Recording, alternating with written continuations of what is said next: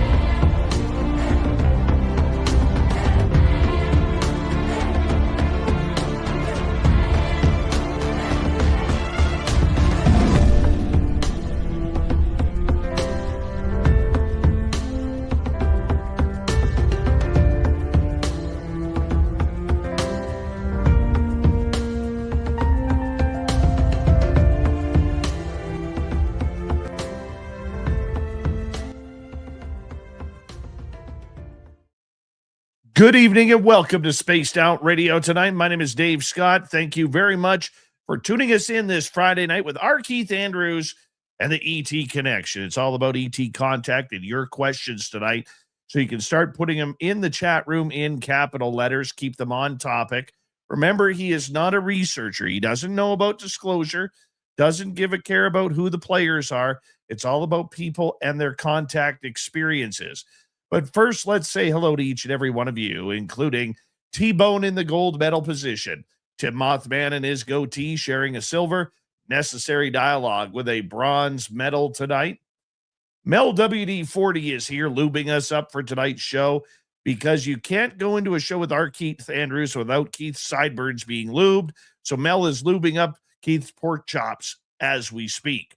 Give yourself a little shot as well, Mel. Don't forget. Kitty Caddywhack, race fan. How you guys doing? Robert Lamoth, nice to see you. Bar Madison, thanks for coming on in. Desert Rat, thank you for joining us. Pissing me off, Evan Walters. Very early pissing me off. Good job on that, by the way. Deanna Ann looking excellent tonight. How are you, my dear? As we continue on with our roll call, Erica Stover, nice to see you. Erica will be signing autographs after the show. Line up to the left of the studio. You know, how are you tonight? Creepy Pasta, nice to see you. Luscious Jewels, Stephanie Kenny Blankenship, nice to see you both here. Doug Shelby is here. The Doug Shelby has arrived, which means we can officially start this show. Number 47 in your program tonight, starting at left wing from Stockholm, Sweden. Lars Jansson, there he is. Lars Jansson. Moving on down. Who else do we have here? We have the lovely and talented Laura Elizabeth. How are you? As we continue on with our roll call. Jordan Cogburn, welcome to SOR chat. Good that B. Arthur sent you. Good job. Magnus Vermagnuson, or pardon me, the other Magnus. How you doing? Aussie Boss Tiger, nice to see you. Area 54, how you doing, my friend? Thank you for kicking off the super chat tonight. Super chat is a wonderful way to support what we do on this show on a nightly basis. So thank you, buddy. Really appreciate you. Excuse me. Jay Truth, nice to see you. Walter Kochabinski, thanks for coming on in. Undead Jed and Fapster, how you doing? Pax Disturbia, welcome to SOR chat. Accidental Click, good. Glad you're here. Glad you found us. Mama Catherine, there she is. Mwah. Mama Catherine will be signing autographs after the show as well. Line up to the right of the studio, if you don't mind, to the right of the studio. And for an extra $5, she will give you one of her homemade muffins. She will. She told me this. Digi Addict, how are you? Mystery Forms, thanks for coming on in. As we continue on with our roll call, Super Crazy, how you doing tonight? And who is next? It's John Jackson, everybody. Jerence Carter. Jerence Carter. Josie Nebby, welcome to SOR chat. How are you? Nice to see you. as we continue on with our roll call. Paramarv, always a pleasure. Vivster, holy shit. Where have you been? Vivster is here. There she is. Digger Dog, nice to see you. As we continue on with our roll call. Hi there, Scoos. How you doing? Flubber Lane, nice to see you. And Jason Finch, good to have you here as well. All right. We're going to get the radio side going. Hold on.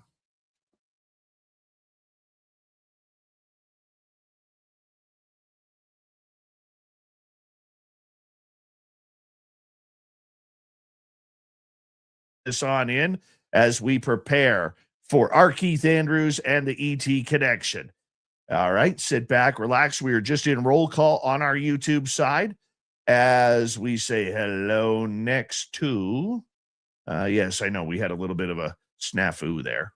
JSCO, how you doing? Nice to see you.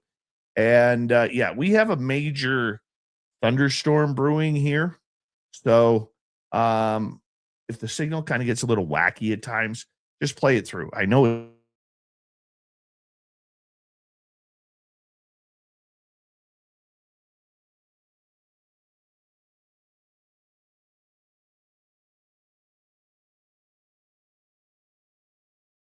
so make sure you check it on out and get ready because it's that time of the night to throw those horns up. Let's rock.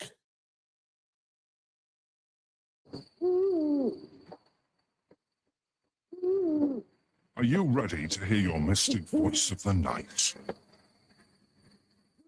It's time to wake up. He's here. Shush. Be quiet. He's ready for you to listen. Let's point our ears towards the little cabin knows. We're together, friends.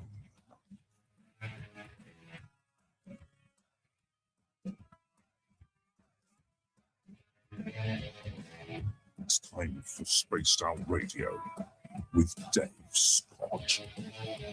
From the mountains of central British Columbia to you listening around the world, this, my friends, is Spaced Out Radio. I am your host, Dave Scott, sitting in the captain's chair of SOR headquarters. We welcome you to tonight's show on our terrestrial affiliates around North America, digitally on every major podcast network. Our website, spacedoutradio.com. We have a plethora of features for you. Rock out Bumblefoot, read the news wire, check out our swag as well. Follow us on X at Spaced Out Radio, Instagram at Spaced Out Radio Show, and on Patreon in the Space Travelers Club. Tonight's show is brought to you by Caribou Con. Get your tickets right now at cariboucon.com for September 18th through 20th, right here in the heart of British Columbia and BC's only paranormal conference. We're going to have a great show tonight. Our Keith Andrews and the ET Connection gets going once again, where we talk about people's experiences with the strange and unknown. Then in hour number 3, Swamp Dweller will join us with another spooky story. We'll follow that up with Lee Strauss, who will be here for the extra small Q&A. So let's get right to it, because I love it when Keith is on. Our Keith Andrews is a spiritual guide, author, speaker, and media personality whose work explores the intersections of consciousness, metaphysics, extraterrestrial encounters, and personal transformation. Through decades of study and experience, Keith has developed a unique approach that blends spiritual insight with practical guidance, helping individuals better understand their purpose in life, personal growth, there we go, and connections to the greater mysteries of the ET presence. We're going to bring Keith in right now because we love it. Keith, thank you so much for being back on Spaced Out Radio. How are you? I'm doing really well. Things are taking an interesting turn as of late, but I'm really glad to be back here again.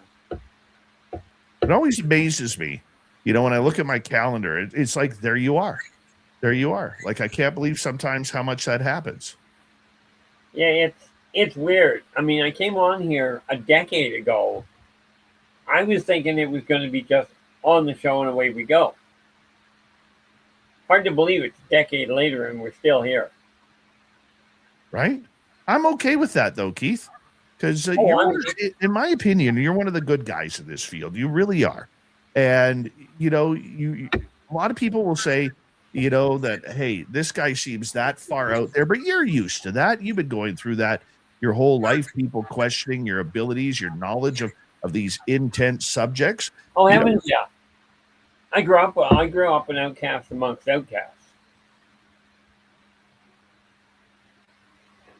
So you get used to that side of it. And it's like I tell people, go ahead and question my sanity. I do. But I've got 3 strengths that'll actually say I'm perfectly fine to be out in public. And you do what you will with that. People will often ask, whether it's on the air to you or they'll hit me up privately and they'll say, is our Keith Andrews all there? Is he somebody who is he's playing with a full deck of cards, driving with 4 wheels? Okay. Because what your knowledge is, and every time you speak, it surprises me. And I know you personally, and I'm very defensive of you because I do care and I call you a friend, and I know you know that. But I think I look at you in amazement sometimes because I don't know where the hell you get your information from. I don't know, and yet you seem to know. You seem to corroborate what other people have experienced with extraterrestrial contact, Keith. That's where I keep coming back to, because I look at what comes out of my mouth going, really, can one person actually know this? And then somebody else in your audience, or they run into on the street, as it were, will corroborate it going, that explains why I went through this. And this is why I tell people, whatever you're going through, ask. Because the odds are somebody listening has gone through something similar and just doesn't know it. What is the biggest or the hardest part for you being a contactee and kind of a channel for people to learn what they're going through? The hardest part for me is, let me see if I can put this properly. The most difficult part is really helping people understand that I don't look down on them. I'm not going to tell people, there was one case where I told the guy he was absolutely full of it. But then there was a reason for that. He claimed to be a naturally conceived half-breed Anunnaki. That's not physically possible. Because you got to understand, with the Anunnaki, by the time they reach reproductive age, they're already 15 feet tall. Now, there is no way a human is going to become a natural carrier of a half-breed child. Keith, yeah. When you get this knowledge, how are you getting it? Are you getting it from the ETs themselves? Your collective conscious? Are you channeling it? How does the messages come to you and the knowledge come to you? The short answer there is yes. You see, the reality is everybody has past lives. I just have to remember a lot of mine. So some of the information I've got comes from being some of these ancient races, some of these off-world races. Some of it is because of direct contact, as in physically being taken. As a child, I was being taken via direct physical interaction. Okay. And then, of course, I had to deal with the MyLabs. That introduced me to another batch of information.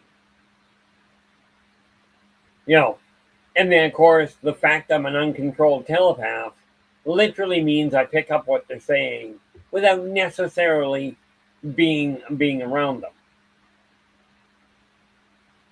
So it's kind of a mixed bag. Do you enjoy it? I know you're used to it, but do you enjoy it? Honestly, I find it extremely frustrating a lot of the time. There are things I see getting propagated in the mainstream ufology department that I stand there going, and I'm not going to give names, so let's not go there. But I listen to some of these big names I hear about going, oh, we're in for an invasion. And these are people claiming to be in the know, and I'm thinking, if that were the case, the war would already be over. We'd already be contained. And there are, like, I've heard comments made that I'm sitting here going, I've got to bite my tongue, because if I actually say what's on my mind, well, let's face it, you know better than most, Dave. Subtlety is not my strong suit. Right. You know, I remember one day you read off a question, and I literally came back. I never thought about it, but you did a beautiful job at bailing it. Because the guy asked why he should believe me. And my immediate response was, shall we say, less than tactful? Well, you are pretty good at that. You know what? I actually have some great news for you. Okay. As of this month, we have been broadcasting live on 11:50 a.m. in Kelowna, British Columbia. And you are from Kelowna, British Columbia. So we got to make you a celebrity. We got to make your sideburns a celebrity in the beautiful heart of the Okanagan. We do. Well, I did tell my wife, I told Kara, I'm never going to a barber again to get them trimmed.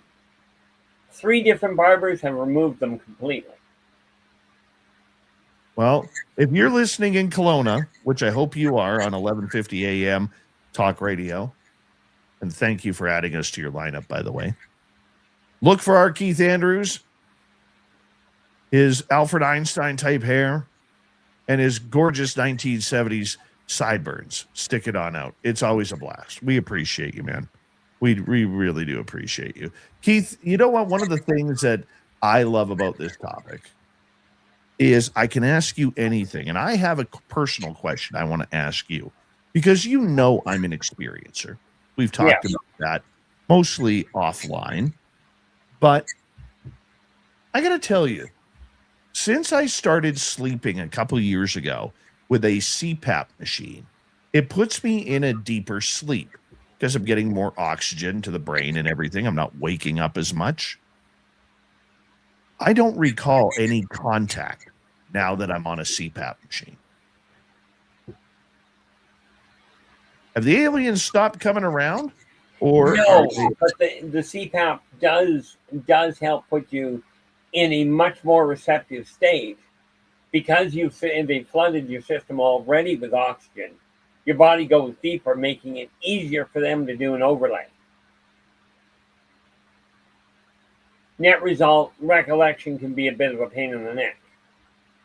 Apparently, I think it was Grant Baker did a study, just a quick read up on this, that 70% of people who sleep on a CPAP machine or with the help of a CPAP machine lose their memory of their dreams. Ouch. Yeah. Weird Well, as that would be annoying. Yeah. It's not entirely surprising, though, because the memory engrams require that you have a lower level of oxygen flooding the system so they can write them, so that they take. It's kind of like trying to draw on the bottom of a fast-moving river. Well, you know what? All I'm saying is I don't know if I'm having contact anymore because I'm always sleeping. Well, as long as you're not sleeping while you're driving, you should be okay. Oh, oh my friend, I actually had to. That's one of the reasons why I had to go on a CPAP. I was starting to develop narcolepsy. Ow. If you've never had narcolepsy, or if you've been at the beginning stages of narcolepsy, it is scary. I would be driving and I would start nodding off. Any drive more than 15, 18 minutes, I would start nodding off. No, I do one better than that. I have epilepsy. So I grew up, you'd fall down and do the dead fish routine with no warning. That's never any fun. No. That's never any fun. So the question is, how do I know if I'm having contact still? If I don't that's the easy part. It is literally, and this is going to sound way too easy for you, Dave, and for the rest of the listeners. If you're questioning if you're having contact, you are. It's that simple. Okay, repeat that to me once again. If you are questioning, am I having contact? The answer is yes. Because if you weren't having contact, you wouldn't be asking the question. I don't know if I fully agree with that, Keith, because I know I'm a contactee. Yeah. So how would that mean that if I'm questioning it, if it's happening, it still is? Yes, it is. I'm going to get you to stop knocking your desk there. If you don't mind. I'm going to get you to stop knocking your desk there. Well, the good news is it wasn't my hands. Okay, so how do you know that I'm still being visited? And how often is it happening? Well, simply put, I know because I can feel it. And the second answer is you're looking at least once every couple of weeks. But they're looking in on you on a stable basis. Well, that's fun. Who is it? Who would be a much easier question if it weren't for the size of it? We are talking about the consortium itself. Because the reality is, you have a tendency on the whole of bringing viable questions to light that many other hosts won't. They'll either bring it to light and then skew it sideways. You tend to take it at the right at the cup. And they know this. I mentioned this to you, probably 9 years ago now, that you were being watched then. That hasn't changed. Well, that's very true. Very true. It doesn't seem to change, but I mean, I would just like some recollection. The one thing that I liked about before my sleeping with my CPAP was I like knowing when things happen. I did. Well, start putting in your head when you're going to go to bed. Literally, in the forefront of your mind, thank them for helping you remember the contact. Or maybe I should put it this way. Thank them for letting you remember the contact. Never thought about it that way. See, they do an overlay to try and leave your life in reasonably normal shape. What many of them have trouble with is understanding that contact is what people like us see as normal. Right. So what is normal contact? For me, you disappear, you end up, more often than not, now that I'm married, more often than not, they replace me with a simulacrum. And that is an automatic swap over transfer. It happens quite consistently with people that are attached.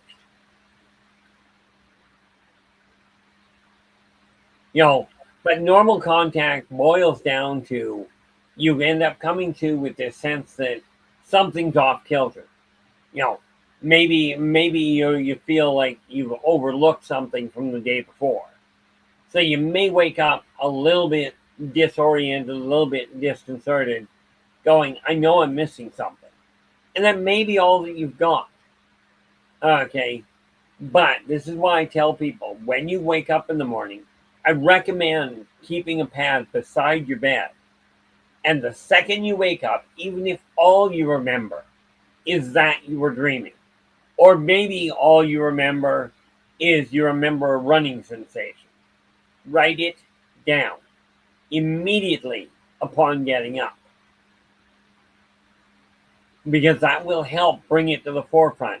And you'll remember bits and pieces while you're writing it down.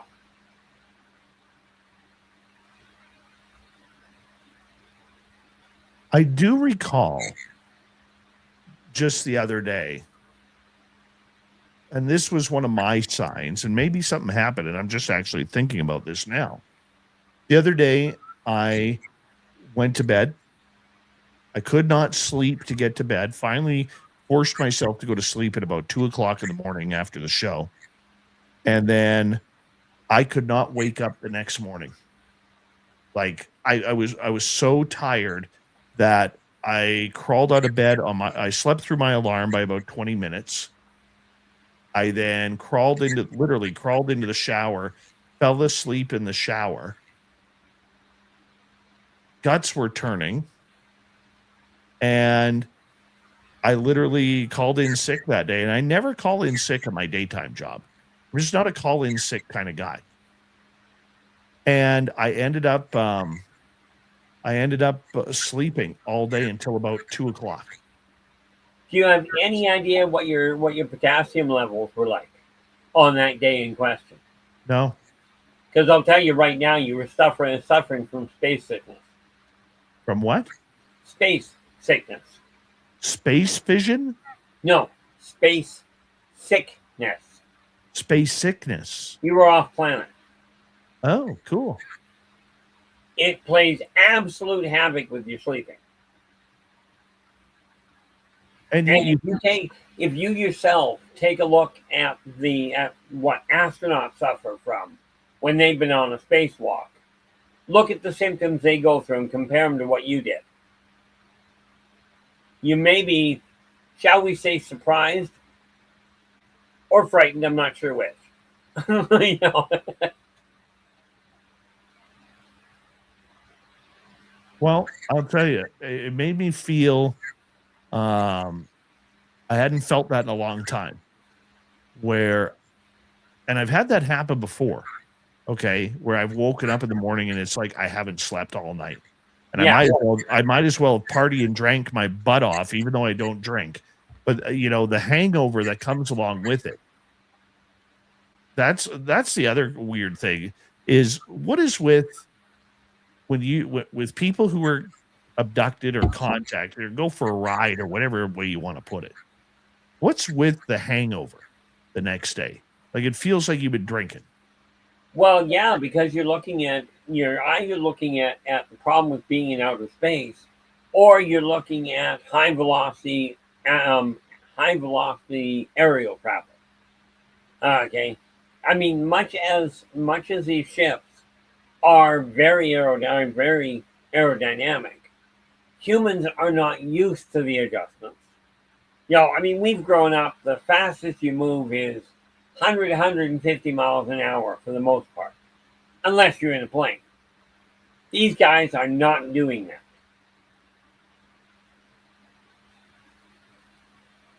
So you're literally suffering from motion sickness a lot of the time.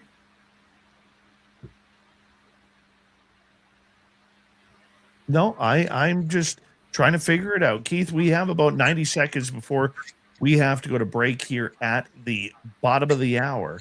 Our Keith Andrews of the ET Connection is our guest tonight on Spaced Out Radio. For abductees, how come sometimes it takes a few days to realize you've been taken? Well, because it's hard for people to accept the fact they were taken, especially if it's a surprise to you. People don't like being abducted. It's a very big sense of totally out of control of your own life. And people will argue, and many times they feel they've been taken right away. And then they'll argue looking for some rational reason why it felt that way. Going, well, maybe I ate something that didn't sit with my stomach properly, and that's why I'm having the problem. But most people know right off the bat, and they just argue for 2 or 3 days. Or is their body recognizing themselves, not with each other? Or is the body recognizing the symptoms? Oh, the body is definitely recognizing the symptoms. And it's hard to adapt to it. I sort of have to take that in stride and go, that's what people keep telling me. I've been doing it since the day I was born, so I don't know what's hard to adapt to. Keith, I'm going to get you to hold on right there because we are going to go to break here at the bottom of the hour. Our Keith Andrews of the ET Connection happens the first week of each month here on Spaced Out Radio. Keith is a lifelong ET contactee who helps counsel those who need some help trying to figure out what's gone on with them. The second half hour of Spaced Out Radio and questions from the audience coming up next.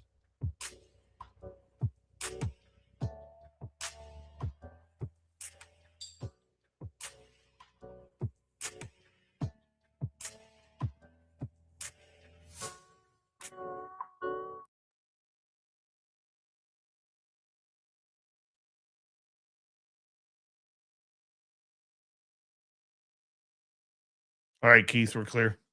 Okay, doke. So I'm gonna let Kira know to look for a trip up there for the coming up on the 18th and coming back on the 21st. Sounds good. Okay, doke. I'm just gonna go grab a refill of my coffee. All right, see you in a minute. Allison Singh, how are you? Welcome to SOR Chat.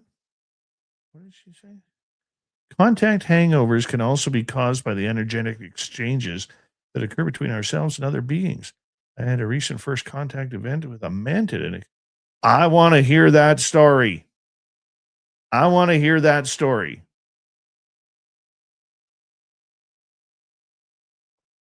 Good answer, Allison. Or is it Ali Son Singh? Are you Allison Singh or Ali Son Singh? Or maybe yours Ali's on Sing. Maybe like it's a restaurant and Sing is the road. Please put your questions in capital letters. What are my thoughts? Society of High, what are my thoughts on what? Let me scroll up here.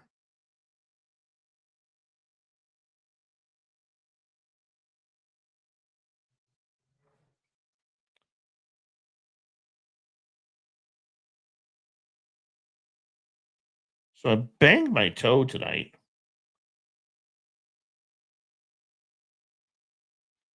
I am bleeding like a mofo. Ripped my nail.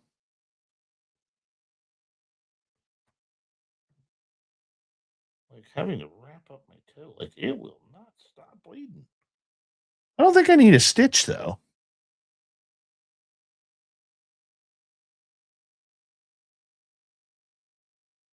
Neff Hunter, how you doing?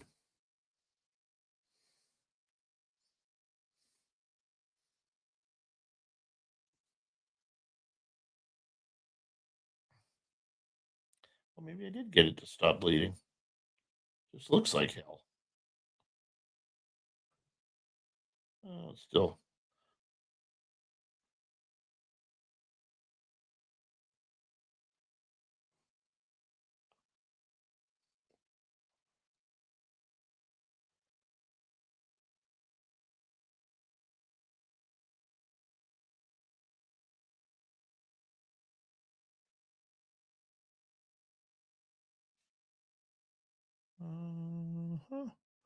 Rodney Cox, welcome to SOR Chat.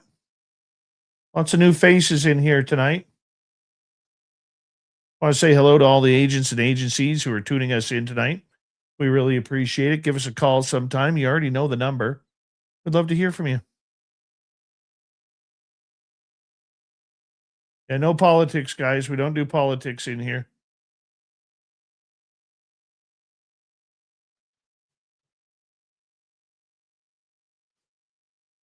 Unless it's UFOs.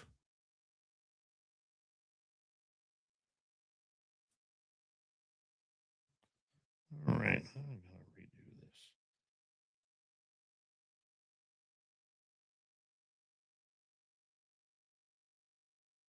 There we go. Wrap up my big toe again.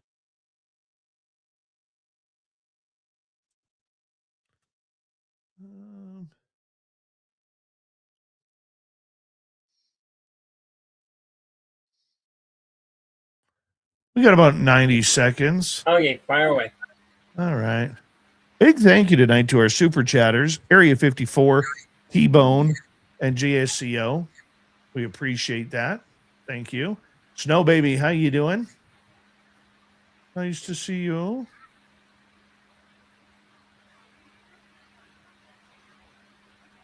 Someone was involved. Had clearance and new things. Who should they go to? All right. Do you want me to ask that question or the one previous, a-hole? And for those listening on the podcast right now, yes, his name in YouTube is a-hole, or maybe her name in YouTube is a-hole. I like it. Look at T-Bone gifting 5 memberships right now. That's awesome. Thanks, T-Bone. And if you hear any drums in the background, my son is pounding the hell out of his drum kit right now. Oh, good.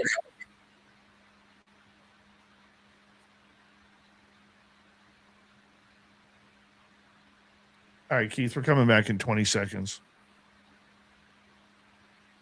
Fire. If you're new here, don't forget to hit subscribe and ring that bell. We are here 7 days a week, or I should say 5. 5. Yeah. Here we go.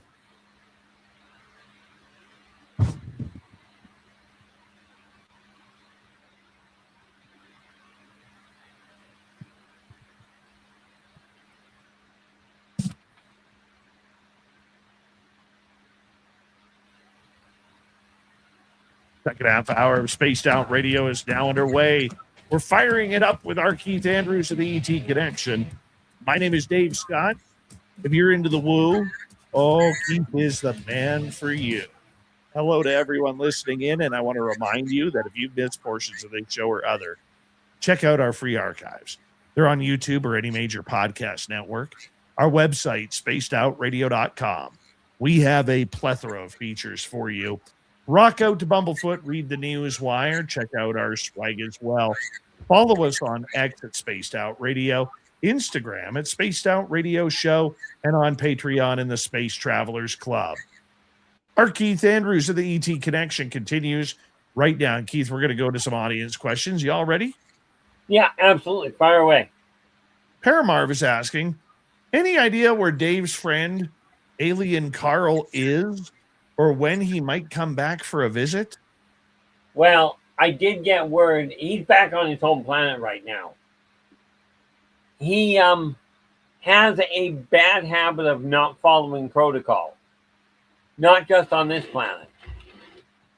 But for what it's worth, he did. The reason he's back on home planet is because he tried sneaking aboard to get back here.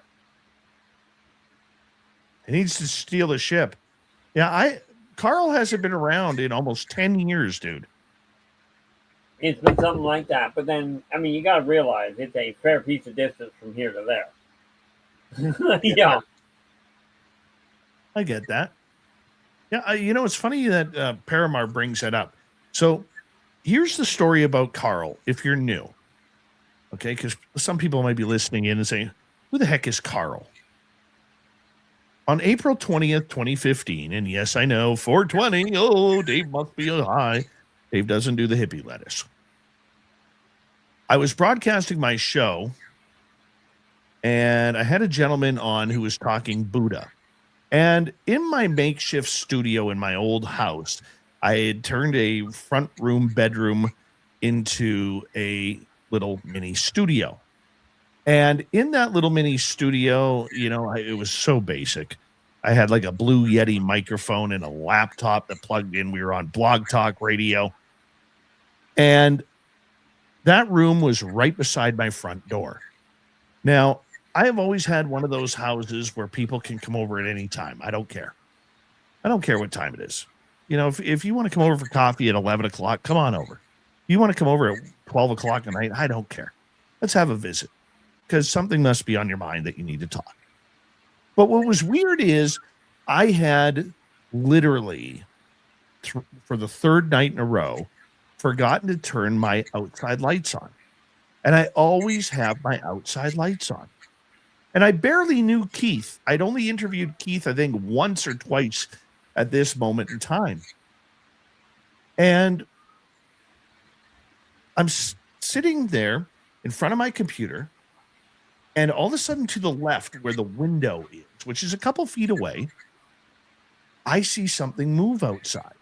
And I think, oh, crap. One of my friends is coming over. They're going to knock on the front door. The dogs are going to go crazy. And I had, at that time, a little Chihuahua dachshund where, hell, a crosswind outside was 30 minutes worth of barking. And she was a barkaholic. Cute as anything. Loved her. She kept me warm when I was sick. Loved her.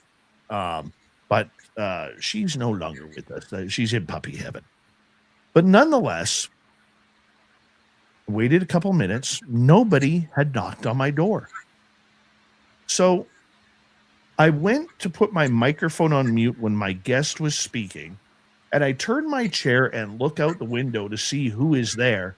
And that's where on the other side of the window, I see a large-headed alien gray staring back at me.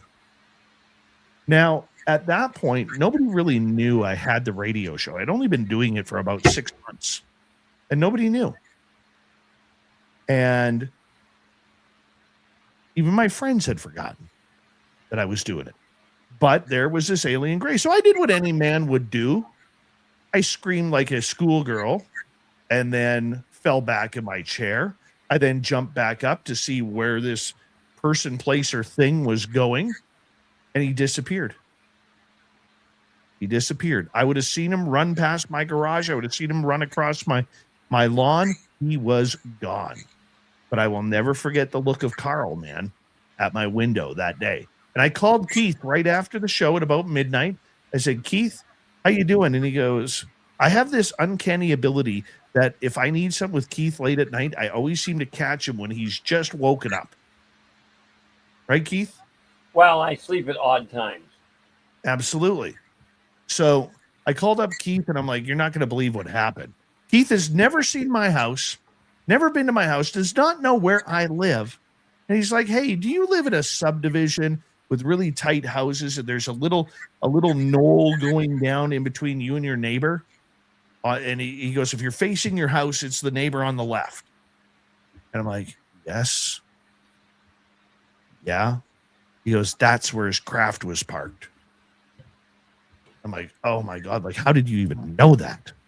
You know, it's not like I'd shown you pictures or anything, and I didn't. But that's the story and the legend of Carl. All right, let's go to Jennifer.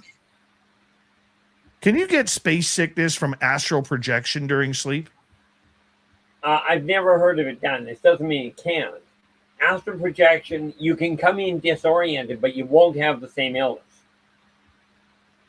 I've seen people with astral travel come in backwards, so coordination will be right out the window. But the potassium crash you don't get.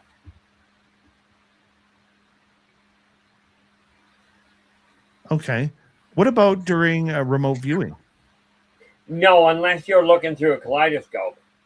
I mean, it depends on what you're looking through, but remote viewing very seldom does anything physiologically.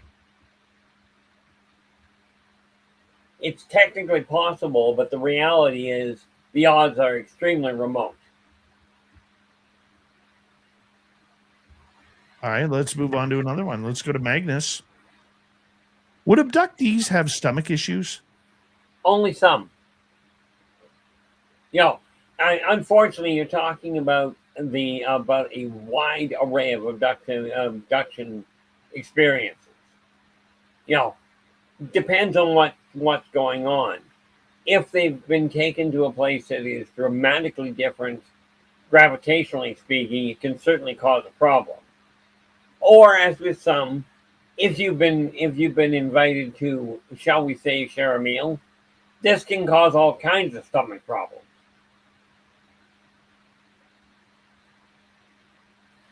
Okay, but how does the human body react to flying on a UFO? Poorly. It's the easiest way to put it. Quite often, like the most common things is you'll come back somewhat dizzy, you know, could be a little dizzy, certainly panicky, as in you've been someplace you couldn't keep away from. And yet there's a draw that says, I want to go back there and see what it was. So you've got a real conflicted emotional base that goes along with it. You know, but on the whole, the body is simply, it's because of a change in gravitational pull. And this is why I say, especially if you've gone off planet, most humans will go through a potassium crash. which means foggier, your mind will be foggy. You may well find you've got cottonmouth, and it's likely you're going to have trouble focusing your eyes. Right. Okay. Any reason how when you get back in your bed, you have no recollection of that then? That's because most of the races that are versed in abduction also are versed in memory overlay. So what they do is they coat your memory with substitute memories, if you will, sometimes just static. The idea is actually quite simple. Leave the humans in as stable a shape as they can so they can carry on with their life. Unfortunately, this doesn't work as well as they'd like. But what the off-worlders are trying to do is, yes, they're getting their samples, they're getting their readings, but they're trying to leave the people intact. Otherwise, the tests they're doing are going to be skewed. I mean, we got to remember, humans are, by and large, still nomadic. And the off-worlders know this. Okay? But they're not here. And most of them are not here looking for weaknesses in humans. They're trying to understand the human genome. Because the reality is humans, politely put, scare a lot of the off-worlders because of mankind's ability to tap into what humans call zero-point energy. And ultimately, the off-worlders look at it as reality warping. Because humans have the innate ability to take a totally logical situation, do something completely irrational, and still land on their feet. And this is a frightening concept to those that are geared towards doing everything in a methodically organized way. Technology likes organization. Okay? It doesn't like people that go, oh, let's push buttons and see what happens. And Lord knows humans are good at doing that. All right, Keith, next question. This one comes from, we're going to call him A. Who would someone go to if they are involved with contact with the darker side, with the governmental side of this? Who would you go to, Keith? I don't anymore. The reality is, this is one of the reasons I don't go to people, because even amongst the bigwigs in the ufology departments, I've heard horror stories where somebody will go and they say, I may have gone through this, I don't know what to do. And so many of these people that are mainstream now will literally tell you you're making it up so you can get your 15 minutes of fame. It's the one thing I don't do to people, is I'm not going to tell you you're making it up. I may explain what you're going through because there are things that do add up. There are commonalities, but unfortunately, most of the actual organizations that are set up to handle people like abductees don't know what they're dealing with, and they brush way too much of it off. They just go, well, that's just, it's easy to explain it this way, so we'll take the easy answer. And yes, I do know that what I'm saying says, I'm saying many of the people that are mainstream big names brush it off. And I've held that my entire life. And yes, I've been ostracized for it. I actually lost a radio show years ago because of it. Needless to say, it didn't really have much effect on my mouth. But no, find people. Like, my personal recommendation would be to talk to people quite seriously, like Dave. Okay, Dave at least is not going to tell you flat out, oh, you're making it up. I'm not telling you Dave won't say something that offends you. He probably will.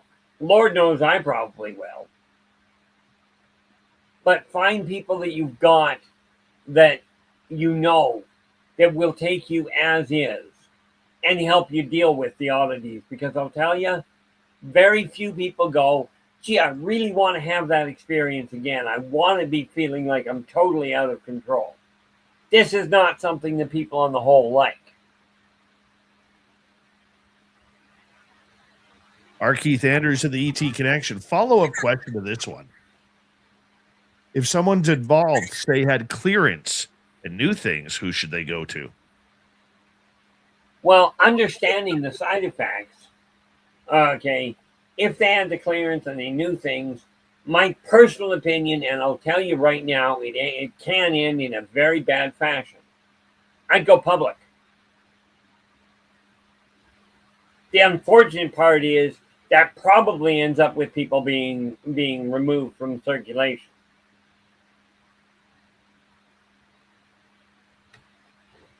You know, this is one of the advantages I have where people go, well, where's your proof? Sorry, that's somebody else's department.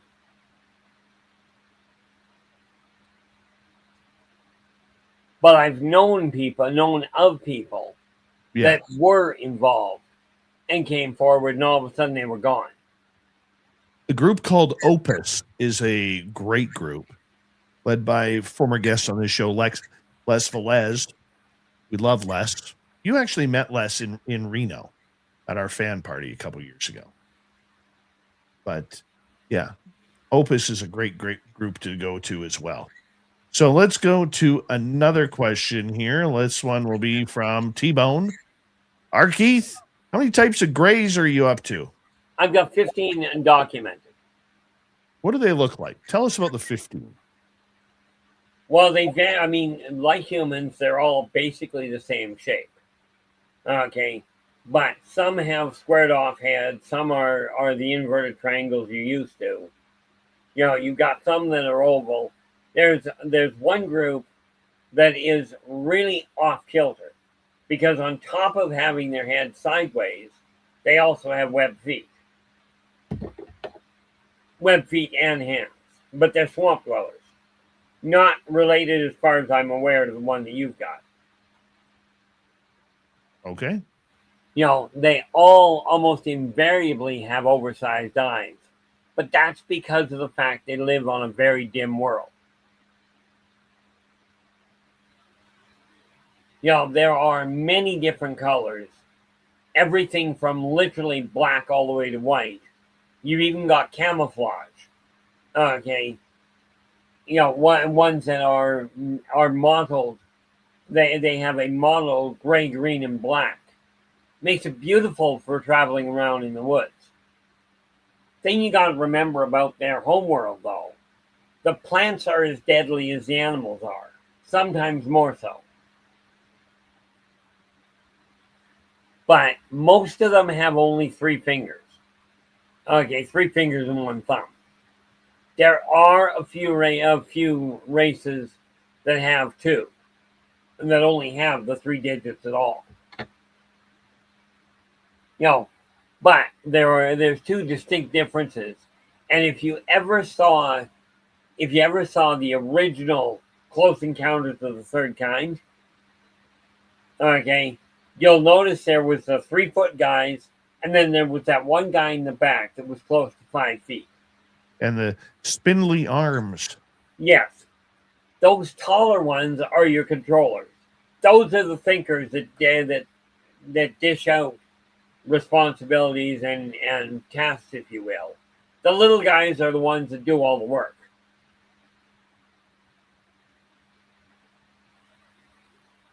Yeah, but in Close Encounters of the Third Kind, they seemed very nice. On the whole, they are. The ones that you saw on Close Encounters of the Third Kind, those were true scientists. Okay. Very, very energetic, very, you know, I was looking for another word and don't recall what it was, but very friendly group of people, very curious. And yes, very tactilely active.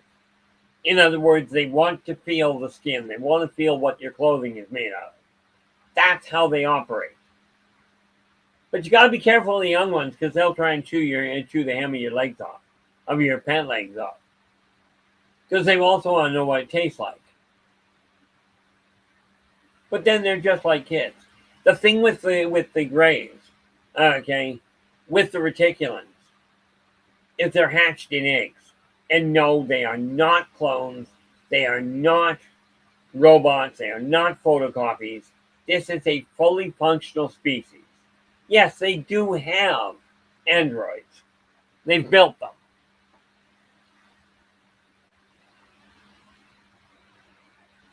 All right, let's go to another question. Let's go to Super here. Have you had interactions with ETs that are less technologically advanced than us? Oh, yeah. Yeah, very definitely. Now, do understand, the less technologically advanced ones don't come with their own ships. They usually come hooked up with somebody else's ships. I think the least technologically advanced that I've ever run across, and you're going to love this one. Some of you are going to look at me going, you're making this up. Okay. I know them as the Econ. They are a natural food source. They aren't, they are a different species from another world. You guys, if you're a Trekkie, you know them as tribbles, and they are very real. But there is a reason nobody takes them off their planet.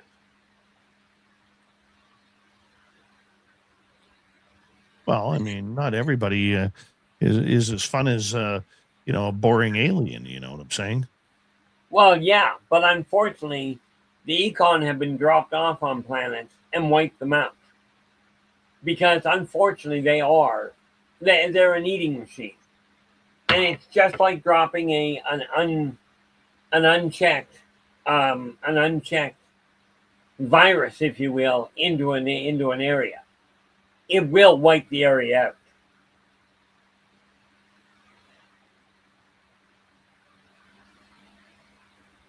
Keith, we got about 2.5 minutes before we have to go to break. Let's sneak in one more question here. Go to honest content here. Most vertigo happens during the night. You wake up with it. Is there any connection with vertigo and nighttime abductions? Only cursory. Vertigo can be caused by a number of things, but when you add vertigo to some of the other symptoms, you're likely looking at an abduction. I mean, vertigo can be caused by low blood sugar. It can be caused by low heart rate. It absolutely gets caused by abduction. It can also be caused by involuntary astral travel. And in my case, I found it worked really well having an epileptic seizure while I was asleep. Wake up with vertigo very quickly. But it's not in and of itself indicative of a nighttime abduction. Hopefully that makes sense. Well, I think it made sense. I never really put vertigo and alien abduction together. I thought it was just the concussions I'd had. And I would do it too.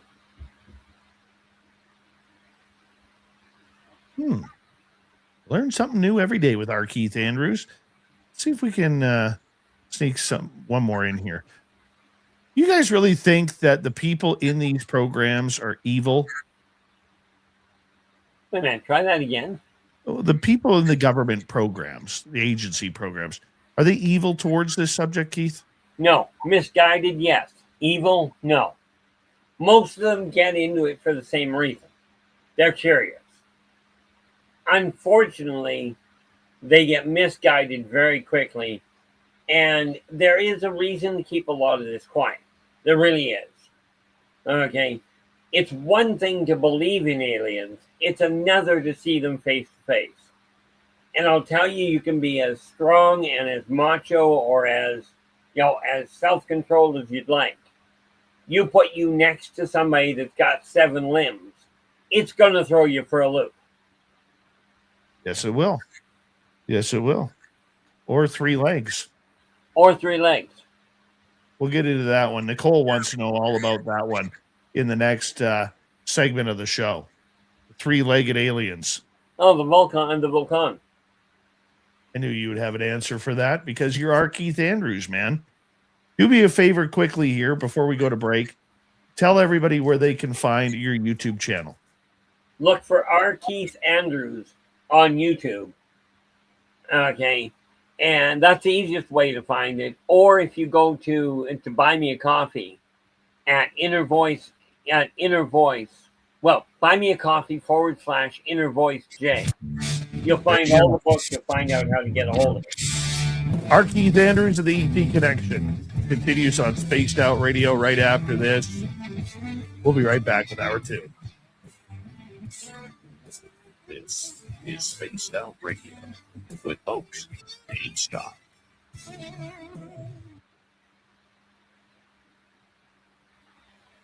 All right, Keith, we're going to go to a video here. We got 5 minutes, okay? Okay, now.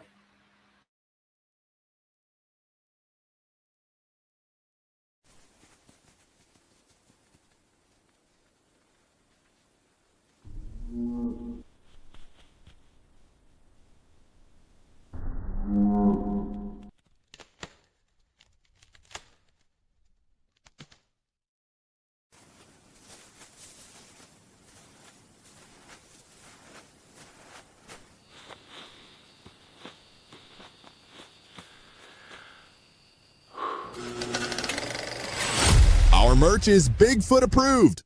We have t-shirts, we have mugs, we have hoodies, we have socks, we have hats, we have stickers, and so much more. Whatever you're looking for, we have you covered. Why just be a fan of the paranormal when you can buy Spaced Out Radio merch and look the part? Our merch ain't ugly, folks. Check out the Spaced Out Radio store. Find the link in the description below.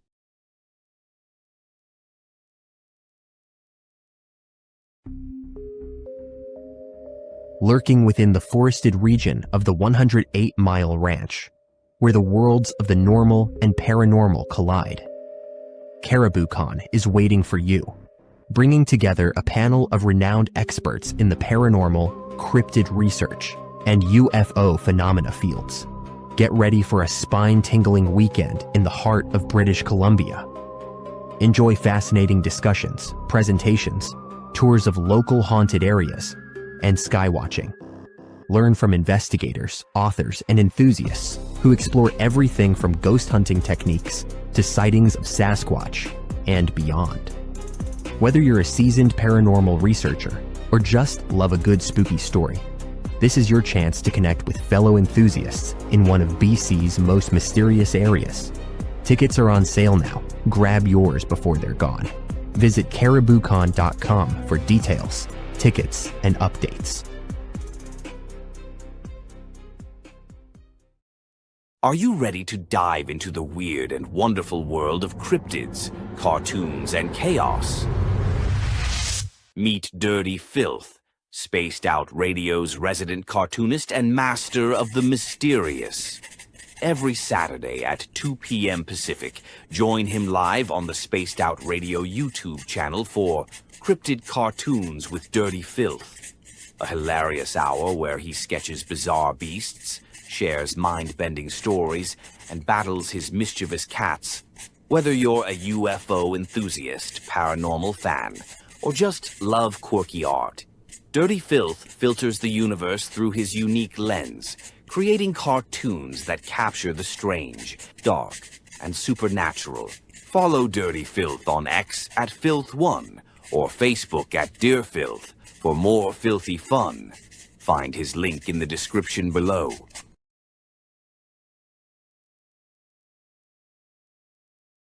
Spaced Out Radio wants to hear from you. We love our community, and your voice truly matters. Drop a comment after every show and let us know what you thought. Agree with our guests? Tell us why. Disagree? We want to hear that too. We read every single comment. Jump into the live chat during the broadcast and be part of the conversation in real time. Got a killer topic idea? Your suggestions help shape the show. And if you want to take it even further, join our Patreon for bonus content and direct feedback opportunities with Dave and the team. This is your show as much as it is ours. Whether you're a longtime listener or brand new, we want your thoughts, your questions, and your ideas. And let's keep building this incredible community together. Spaced Out Radio, where the conversation never ends. What are you waiting for? We're listening.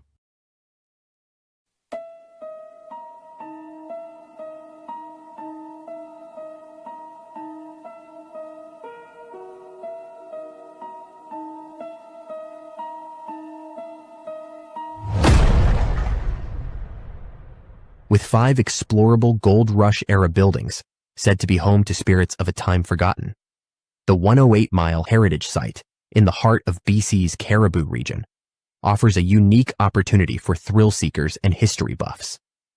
For an evening of historical fun, step into our guided ghost tours, where spine-chilling stories of Gold Rush legends and unexplained encounters come alive. For those craving even more, inquire with us about conducting a hands-on paranormal investigation of your own. And if you're truly brave, book our haunted sleepovers. Spend the night at our B&B inside the McNeil House to truly experience this historical landmark and its ghostly secrets firsthand. For booking or inquiries, go to haunted108.com.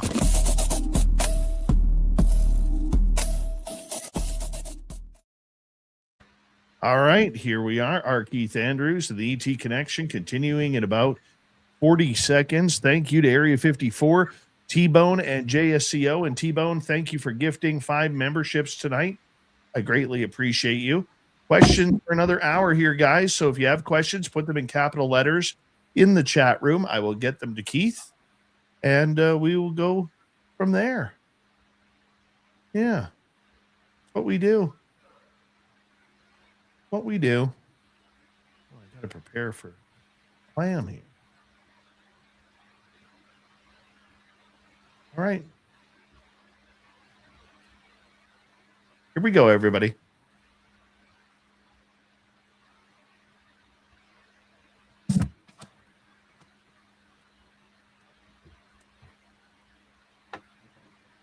We are into hour number 2 of Spaced Out Radio tonight. My name is Dave Scott. Thank you very much for joining us. And we have our Keith Andrews of the ET Connection continuing right after this. We want to say hello to all of you listening in on our terrestrial affiliates around North America, digitally on every major podcast network, our website, spacedoutradio.com. We have a plethora of features for you. Rock out to Bumblefoot, read the news wire, check out our swag as well.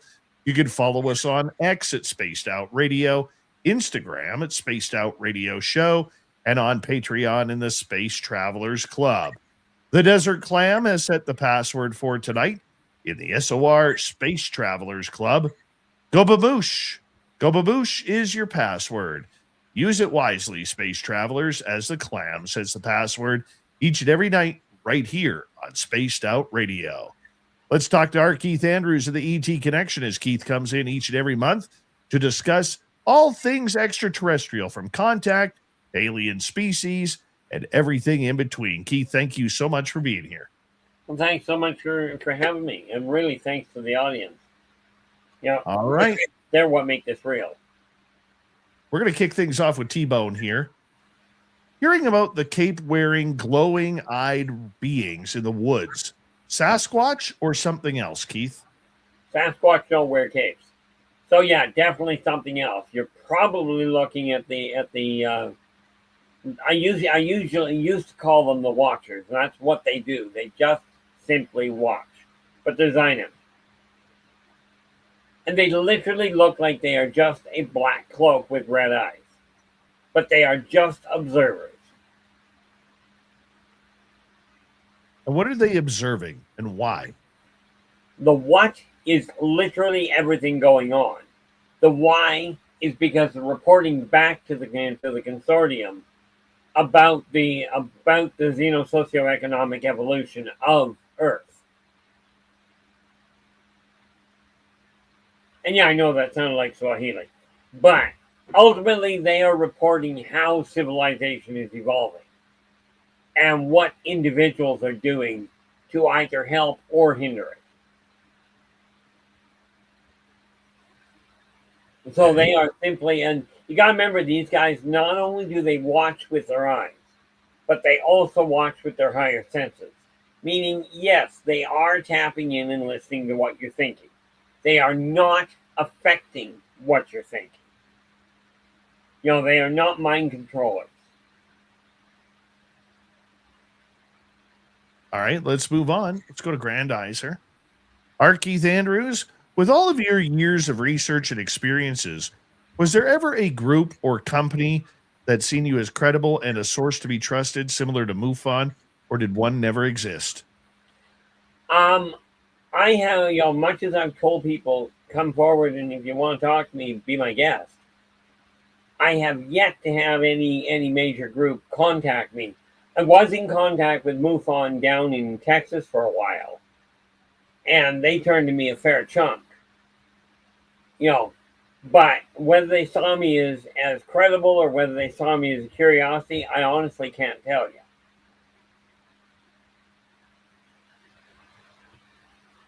But you are monitored. You believe you are. Oh, I am absolutely dead certain of that. I mean, let's face it, the CIA showed up on my doorstep up here asking for me by name regarding what I knew about the UFO phenomenon.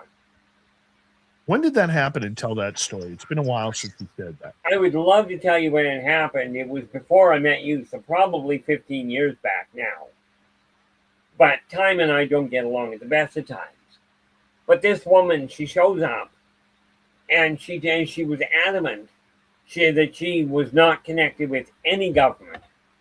So she asked if I would, she was a private researcher, is her claim, and asked if I would talk to her. I said, yeah, come on in. And she wanted to go out of my house. And we ended up going down to Tim Hortons, which is a donut shop, much like what you guys have in the States, called Dunkin' Donuts. So we went there, and I'm facing out the window, and she's got her back to the front door, so that's okay. She sits down, and she reiterated that she was not connected to anybody. And I looked at her, and I said, you do realize we're being watched? And she starts looking around, and she goes, and she's looking through the building. She's going, where? Who's listening in? I said, not in the building, out the window, just up on the hill 2 blocks over. So she looks at that. She puts her hand on her throat, and she coughs. And as soon as she coughs, she goes, are we still being watched? I went, no, they just booked out of there. So the conversation went on, and I finally wrapped it up, and she goes, you haven't told me anything that our government doesn't already know. And I looked at her and I said, and you got one of two choices. And I'm going to get in trouble for this, so I don't know if I can do that, if I can actually put it that way. But I told her that her government either didn't have any clue what I was sitting on, or they were completely off kilter. Well, she immediately looked at me and goes, you can't call my government that. I looked at her and I said, why not? I call my own government that. Like I said, I'm not known for something. I never did hear from her again. All right, Keith, let's move on to the next one. Sure, fire. Magnus is asking, question, I smelled wet cardboard after seeing a black triangle. Any thoughts on this? Probably the only question I got there, the wet cardboard, kind of like a wet dog, could quite conceivably been a Wara. Very similar in appearance to the Sasquatch, or what I know as the Weclonicon. But it's a very common smell. The only question that remains with that is, did you have any sense of fear with it? Because that would tell me for certain. If the sense of fear was there, there's no doubt that you had a Wara nearby. What's a Wara? Basically, they look like a Sasquatch. They're a little shorter, a little broader, and they're a whole lot more violent.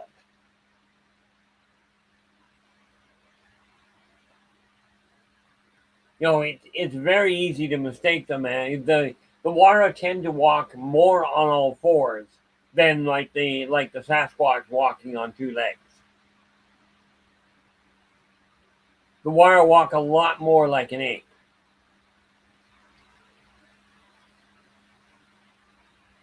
All right, let's move on. Lou Cruz is asking, can the negative low frequency aliens or ETs use technology to lower or block positive frequencies in order to interfere with, disrupt our psychic abilities, such as manifestations? Well, the fact that you've asked can, the answer is yes. Okay, that technology does exist and will disrupt the neurons in the human brain and other brains. It can be used to either block or enhance, depending on which way you set it. And of course, whether they're lower vibration or higher vibration, their action is what you worry about. But yeah, it can definitely be used to interrupt. Let's continue on. Super is asking, what do most ETs think about humans? Do they like us? That is a massively big question. I cannot say for certain most do it one way or the other. It's kind of along the same lines as how do humans see aliens? Okay, it's that varied. Some of them love them, some of them love humans, some want to have them as pets, some literally have them locked up in zoos because, well, it's a human. You know, it's a weird thing. Take it back and send it. But a massive majority of them are absolutely terrified of what will happen if humans unite and then get off the world. Now, truth be told, humans have already left Earth. But what they haven't done is united.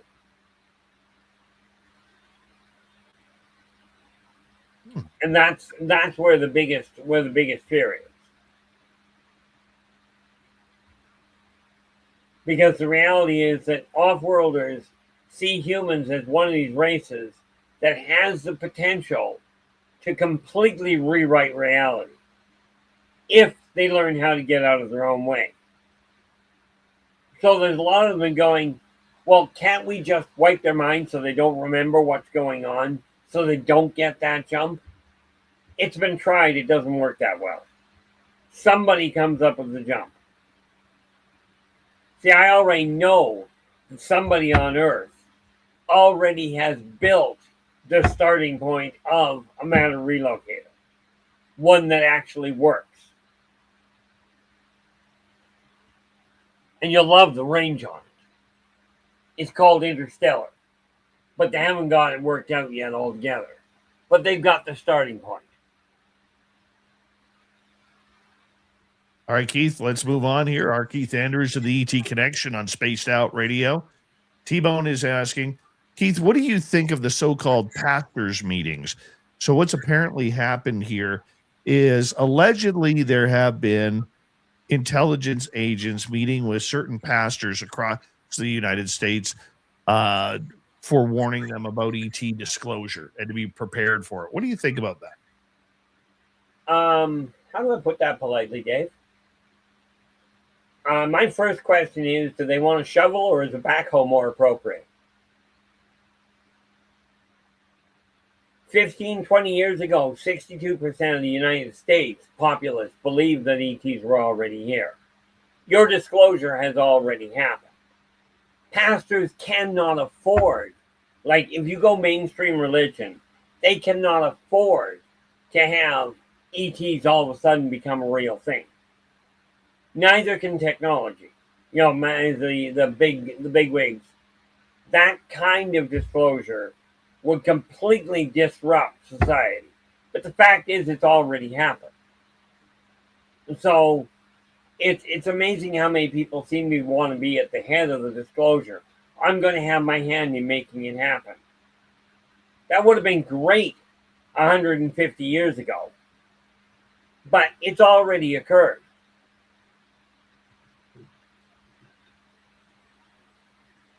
What happened during that occurrence? Well, you got to remember, it's been being denied by a lot of people simply because, they've made contact around the world. There was rumor back in World War II that Hitler had contact. He did. But so did every other major superpower and a lot of the minor ones. So what you've got is this neat little undercurrent of off-world awareness that these things are real, these weird things are happening. And sorry guys, we are not alone. It's not a real big secret. But the people that are claiming there's going to be some sort of major ship show up over top of a big center. Now, I may be 100% wrong, but I don't buy it. It goes against everything I've ever seen. And yes, I've seen it on other worlds and seen the outcome. R. Keith Andrews is here. Let's go to Blue here. Have you ever heard that an off-world instant food making machine that fits on the tabletop? What does this question do? Something about, let me reread it here. Have you heard that an off-world instant food making machine that fits on a tabletop is coming to humanity on Earth in a few years to help deal with our end of food scarcity all over the world? Well, no, but I will tell you this. Humans are building a replica, are building a machine that'll do that. The problem is we don't have a food shortage. What we have is a massive greed problem. There is no, don't get me wrong, there are areas that food will not grow properly, and you got to ship it in. But the problem isn't the food. But yes, the technology, it's just not coming from off-world. They're talking about essentially about a replicator from the Star Trek series. From the many offshoots. But that sort of thing, just like 3D printing, that sort of thing is being worked on by mankind right now. And yes, the purpose is theoretically to eliminate the food problem. Unfortunately, I don't bet that it's going to work. The tech will work. It's the food problem that won't be cured.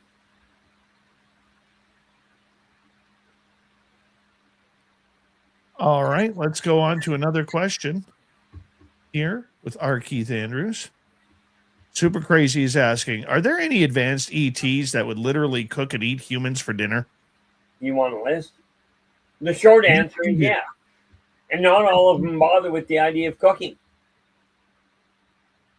You take a look at the Ilarians. They'll eat you while they're talking to you. So will the Fuente Wren. You never want to shake hands with a Fuente Wren because he'll eat you while he's shaking your hand. That is literally how they do it. And they're not overly fussy. They'll let you scream. Well, that's nice.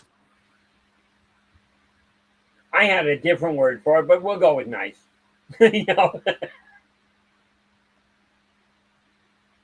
How many people do you think have gone missing on this planet that have been used as alien dinner? Dinner itself, that is a debatable point. As far as how many of the missing have literally gone missing, I'd say you're likely looking at about 1%. Maybe only 0.5%. Most of the people that go missing at the hands of humans. Okay? Not at the hands of off-worlders. And no, in answer to that neat little question that goes hand in hand, that I'm aware of, nobody's got an off-world abduction contract.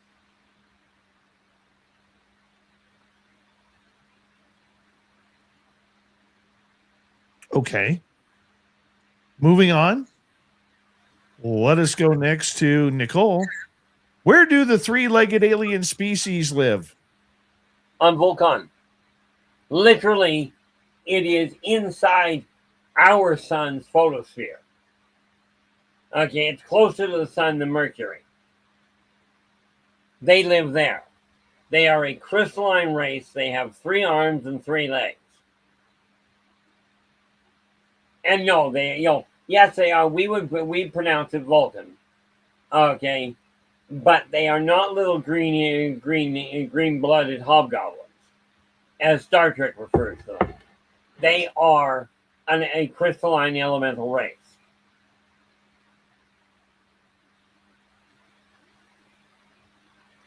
Okay, and that's where they live. Now, they nest, if you will, on various other planets, Earth being one of them. But they don't travel around on the surface of Earth, so let's just get past that. Okay. However, if you go to Hollow Earth, you may run into a couple. Of course, whether you'll understand what they're saying is another question altogether. Because let's face it, they don't have vocal cords. Most three-legged animals don't have vocal cords. Oh, sure they do. Just not these ones. All right, continuing on here, Keith, as we got about 4 minutes. Edwin is asking, what agenda is behind cattle mutilations? In simplest terms, they are trying to understand the human genome in a different aspect. Kind of like humans dissecting mice to understand humans. Okay? Or dissecting a frog to get to understand a jellyfish. Lord knows why, but the important factor there is, yes, part of that mutilation that you call it, is literally grocery shopping. Okay? It's a base of a drug. It's just one you don't have to bury. Yes, aliens do have narcotics. Just not necessarily what humans use. What about human mutilations then? That can be done for exactly the same reason. If you distill the triple helix, if you distill certain parts of it, you can get a very powerful mind-altering narcotic. The fluid in the cerebral cortex and in the base of the spine, right at the back of the waist, the specific fluid from those two locations is extremely potent, and from their standpoint, really useful. Unfortunately, they don't tend to pay much attention to what it does to the human. Of course, if you think about it, human drug dealers don't pay much attention to what it does to the humans they're working with either. And yes, just like we have bad apples on Earth, other species have their own bad apples. Right. All right, let's continue on here. Fit in Paramarv's question here. You mentioned tribbles. It is said that Gene Roddenberry had fashioned much of his Star Trek using information somehow provided by ETs. Any info on that? Who might have provided that information? My best assessment, and it's always been this way, I do agree with them, by the way, that Gene had a direct connection with the consortium. Because many of the species that I've seen on the Star Trek series, I can identify by different names. There's been minor modifications to them, but the baseline of a lot of them, of a lot of that whole system, is laid out in a very similar fashion to what the early years of the consortium was. Very much like George Lucas's the Star Wars series. Same issue. And then we got to take a look at Carpenter. He was another one that was connected. Now, there is a European director that I don't know who he is. I just happen to know he's somewhere in the south end of France. Who he is, I don't know. I just know he exists over there. And again, same context.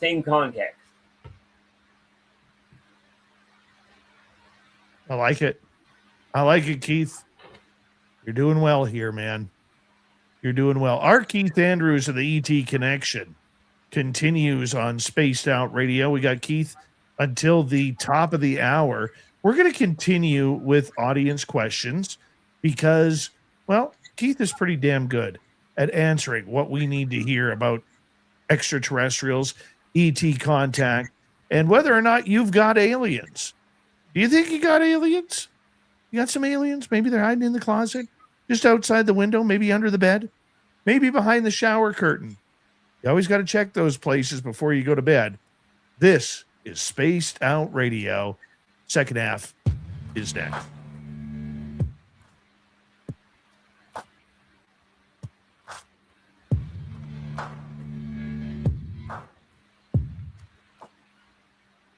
You're listening to Spaced Out Radio with your host, Dave Scott.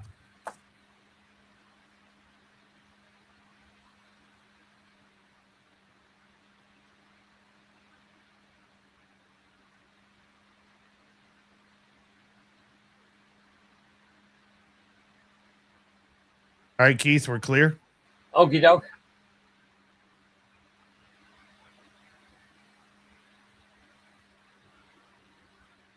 Yeah, I told Kara about the booking time and what have you. So she's getting on it.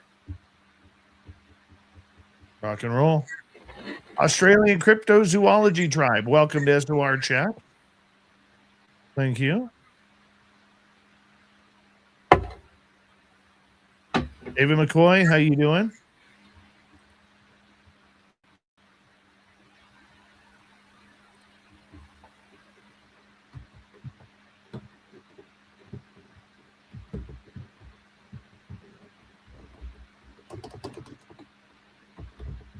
All right. Clear that one.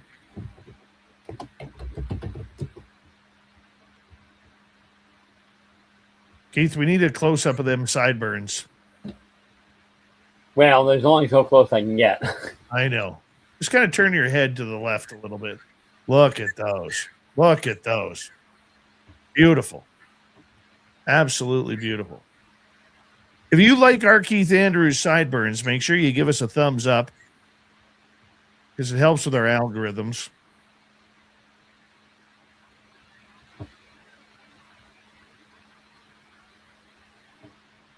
That was a shout out, David McCoy, which would make a second shout out because I had to answer that. So you get 2 tonight. You get 2. Extra small Lee Strauss is in the background.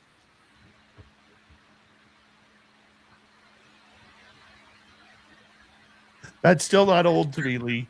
Still not old. I look forward to that every week. I think my toe has stopped bleeding, which is nice. Carl Garrison, how you doing? Welcome to SOR chat. Robert Anthony, how you doing?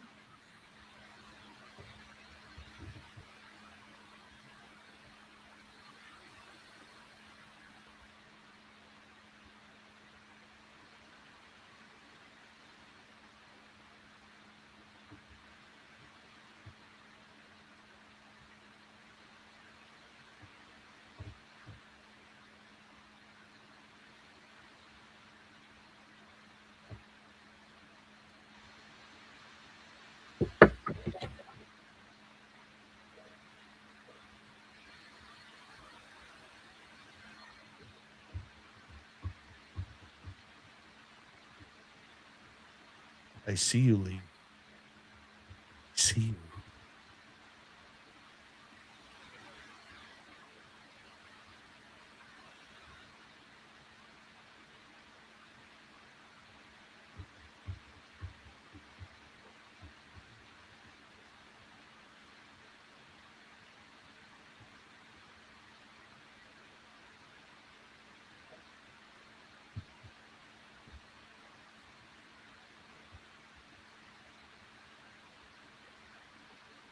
Oh my God, Tim, that just makes me laugh. I think the only thing we're missing is a few entries into each SOR diary. That is hilarious. We got about a minute here, Keith. Okie doke.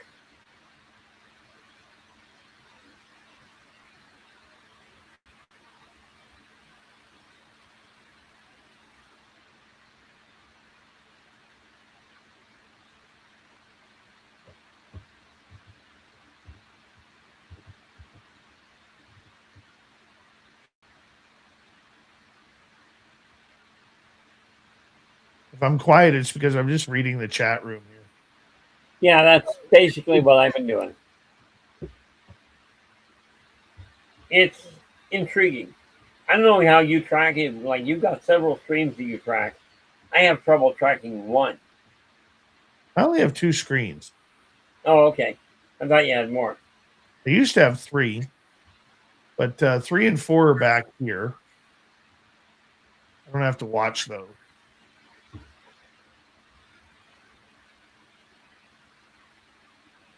All right. Thank you to T-Bone, JSCO, and Area 54 for the super chats. Thank you especially to T-Bone for gifting the memberships. Here we go, everybody.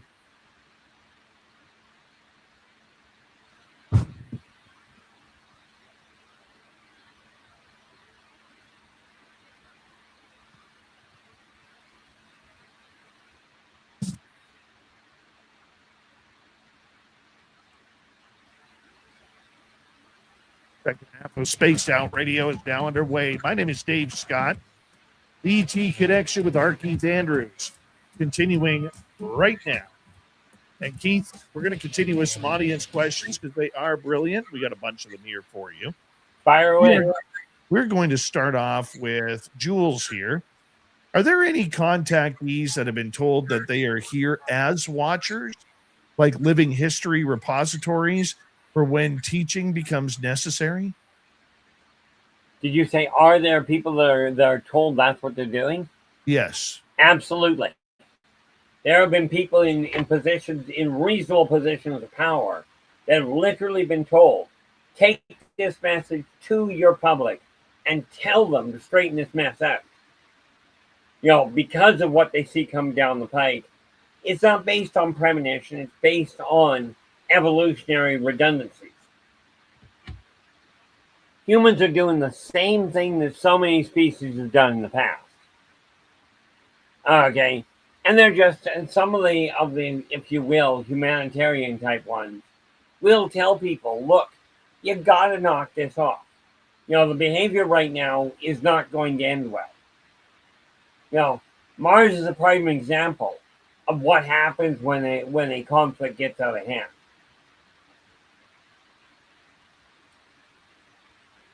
But humans, like so many other species, have this neat little tendency.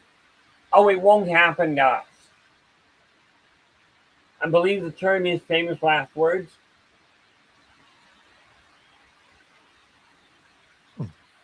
Let's continue on. Andromedan is asking, Keith, are there really time traveling historians? No. Number one, I mean, people can travel forward in time. People can look backward, but they can't go backward. So what you're looking at, the people that tell you there are people that have come from the future, absolutely, in my opinion, not happening. It's not possible to travel backwards in time. Okay, you can certainly look backwards and take a look at essentially a movie of what went down and extrapolate from there. But they do not come back. You can jump forward. But if you jump forward, you still have the same problem. You can't come back.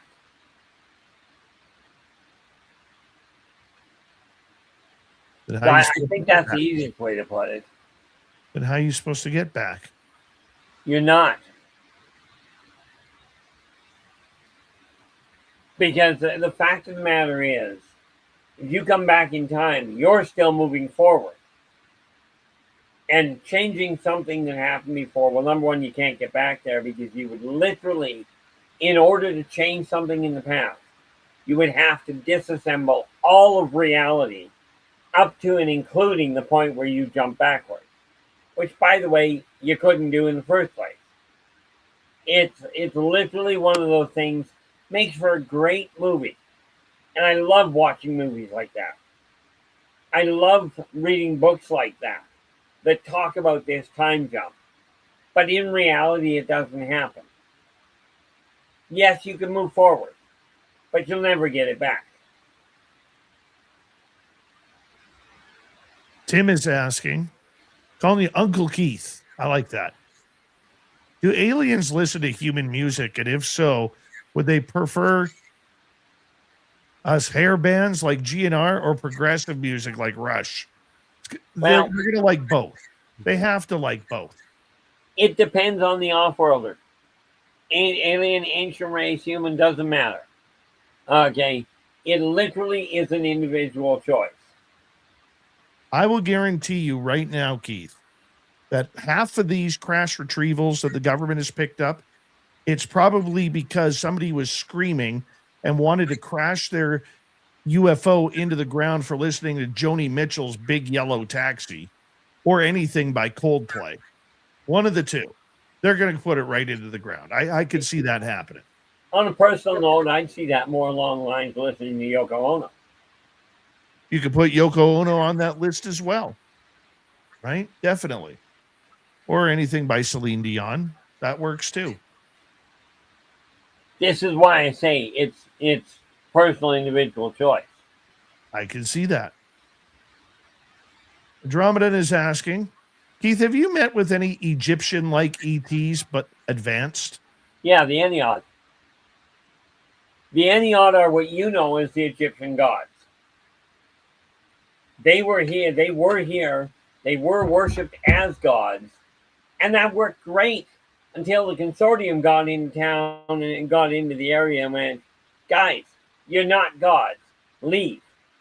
Hence, the Ennead vanished virtually overnight. Same thing happened with the Gedephneh. What you know as the Norse, Roman, and Greek gods. Different names, same people. But when the consortium moved into the area, they went, you're not pulling this. You're not gods. Yes, you're more advanced than these guys are, but you're not gods.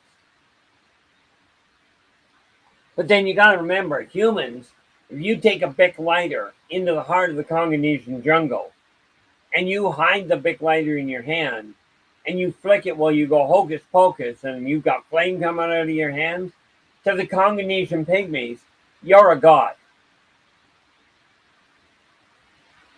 Well, there you go. The all-powerful. Yes, aliens like Nickelback. I've heard him say that. Aliens came into my house and they're like, hey, I want to be a rock star. Just saying. I'm just saying. You don't have to believe me. I don't care. I like Nickelback. All right. Going back to cattle mutilations, Edwin is wondering what the agenda is. Is it for a good steak or is it something more? Probably both. But if they're looking for the good steak, you'd think they'd take the better cuts instead of just the genitalia. But no, what they're doing is researching the genomes. You know, they're researching the bioethnicity or diversity rather of Earth, what they call Sol 4. Okay. Don't quite understand that, but I'll take your word for it. Well, Sol is their designation for our star. 4 is because Earth is the 4th planet in the orbit system. And just to make matters more complicated, you're going to love this one. Earth is not revolving around a single sun. It is part of a trinary star system. And no, you're not likely to know about that for another 250, 300 years. Well, that's nice. I don't think I'll make it. I don't think so. I'd like to, but I'm thinking it might be rough. Yeah, I would agree. All right, On Keith. the other hand, I do tend to have about a 7-year turnaround between lives. So it is quite possible I'll be here in a different body. Next question from Australian Crypto.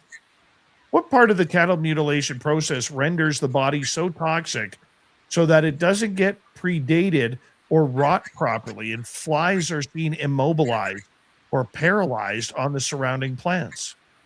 I would love to give you an answer to that. Unfortunately, I do not know the scientific way of doing it. I do know it has to do with the vibratory impact on a subquantum level.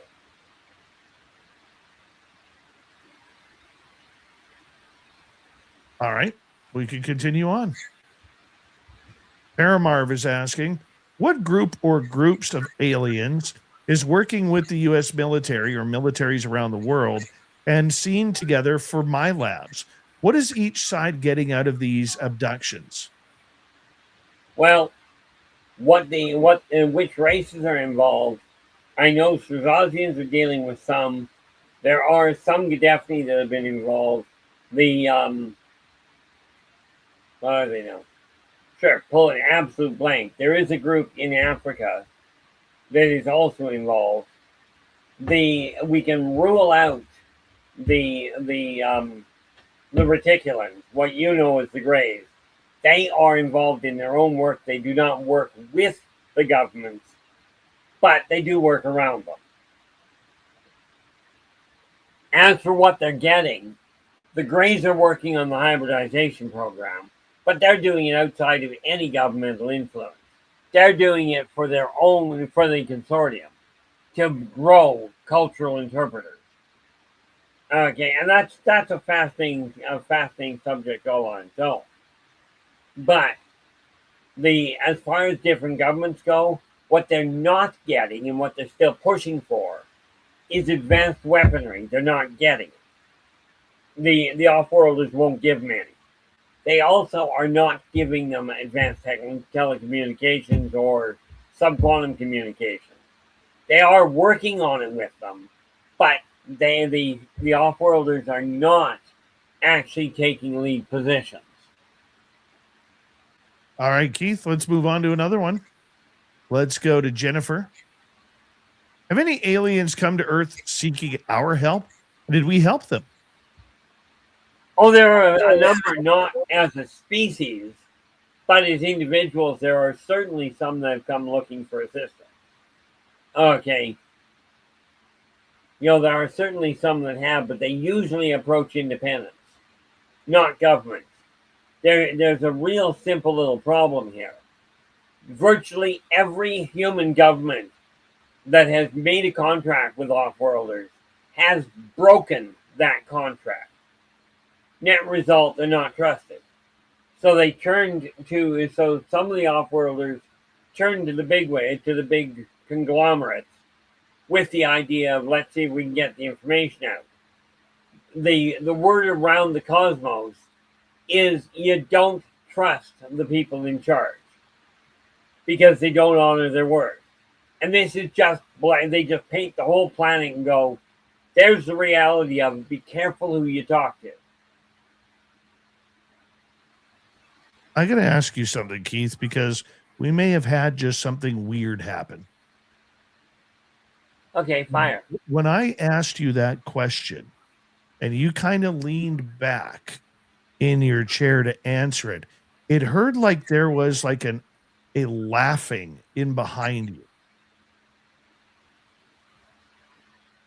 Well, do you hear anything on your end? I've always got company listening in. Yeah, but it's rare to catch it on actual microphone. That I agree with. That was weird. Very weird. I'm going to have to replay that after since the bubonic plague.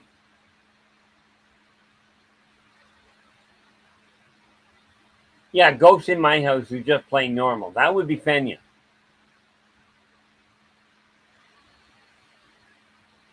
I'm a little tripped out by it. I like it when things like that happen. It sounded like somebody going, ha, ha, ha, ha. Yeah, that'd be Fenyon. We've had him giggle around here. He'll move stuff here. I kid you not. I dropped my phone from off the filing cabinet beside me. Both Kira and I heard it hit the floor. We found it plugged in up front. Right. To me, this is just normal. And yeah, some of the questions that come through here, a lot of the people around here find it funnier than heck. What you can't see is the number of different species that literally are running through this house on a regular basis. And yeah, somebody out there is going, "Oh, you're making that up just to be a showman." I would love to say that was the case. I'm trying to find it right now. I really am.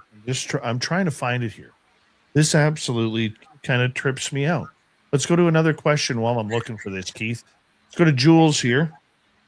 She is asking, Keith, do you consider Sasquatch an alien, or do they have an alliance with any off-worlders? Number one, no, and number two, no. What you know as Sasquatch, I know as Gadefni. They evolved here. Okay, but they are caretakers. They are literally looking out for Esau, what you know as Mother Earth. Okay, but they evolved here naturally. And yes, they've got a staggering ability to vanish. But they know the ways of this world. They know how to utilize the pocket wormholes that are here. And yes, they can utilize them on demand, which is how they disappear. We've talked about localized wormholes before. Some humans have run into them and ended up on the wrong part of the world.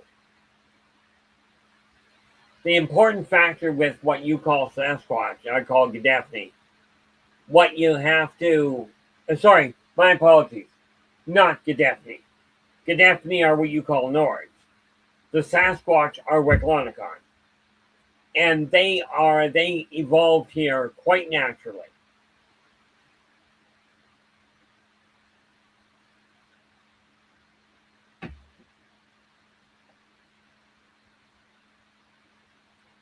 And yeah, there's no question, just an answer to that one that nobody's asked just yet. They have been abducted. Sometimes that's a really bad idea. Like, the last thing you want to do is have a Wara abduct a Weclonicon. And just don't be in the neighborhood when it happens.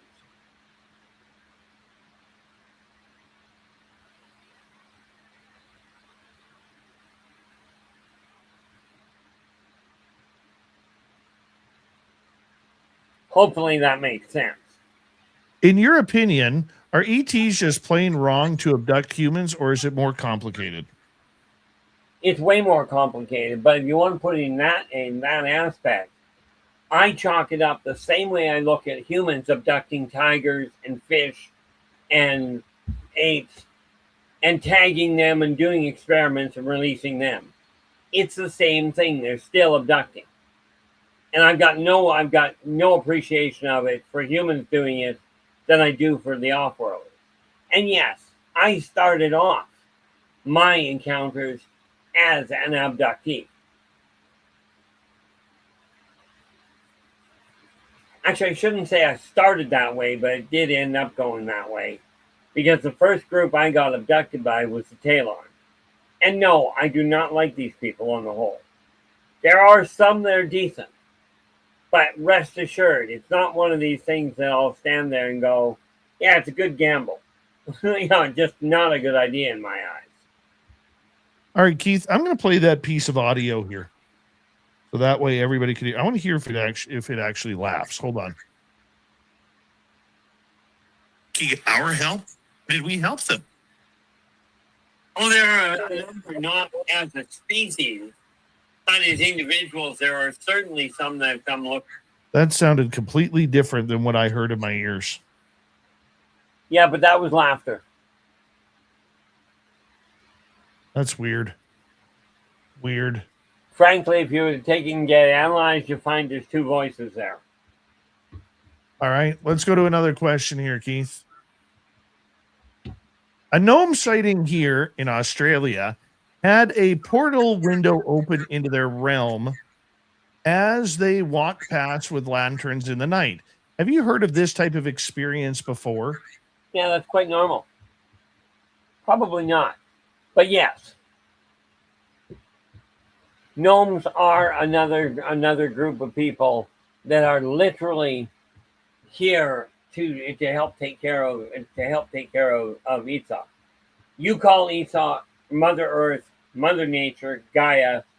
I call her Esau because that's what she told me her name was. Because Esau, the planet you're standing on, is a Kaboran. Now, every Kaboran is a planet or is a planetoid. But every planet or planetoid is not necessarily a Kaboran.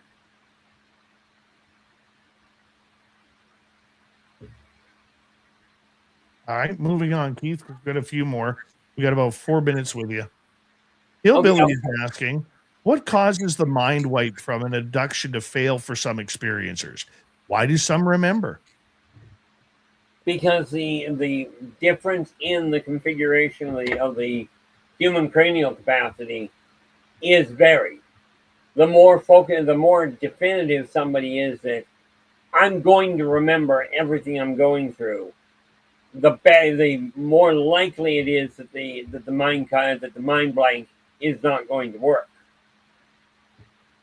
Sometimes it's caused because the person is so afraid of losing control that it just won't take. It's just like some people are so afraid of an operation that anesthetic won't work on them. Ultimately, that's what causes the problem.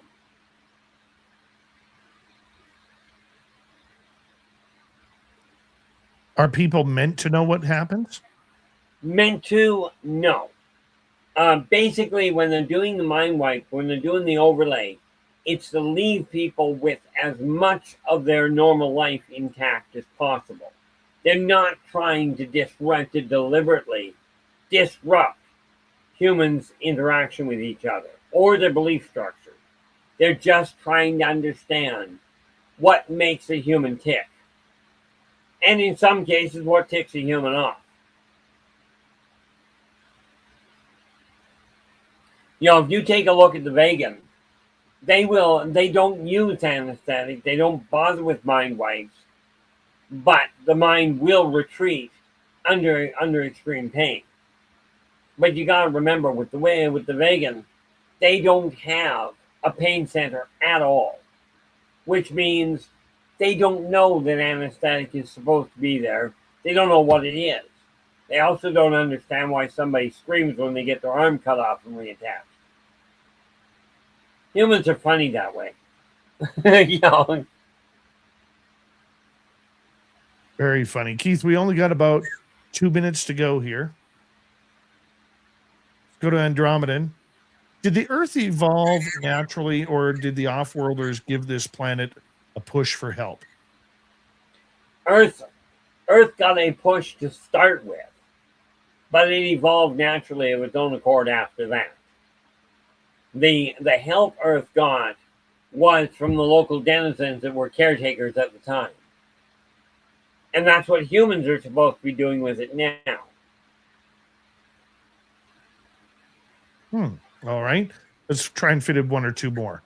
Snow Baby is asking, why are aliens always mutilating cows and never zoo animals or outdoor pets? Well, because it's only one group that'll be doing it.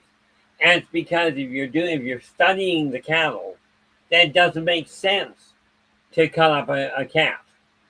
Or for that matter, a goldfish. So they're sticking to one species in particular. But that's the area of their investigation. All right, Keith, I thought we would have time for one more, but unfortunately we are not going to. It's been another show that flies on by with you, our Keith Andrews, and tell everybody where they can find your YouTube channel.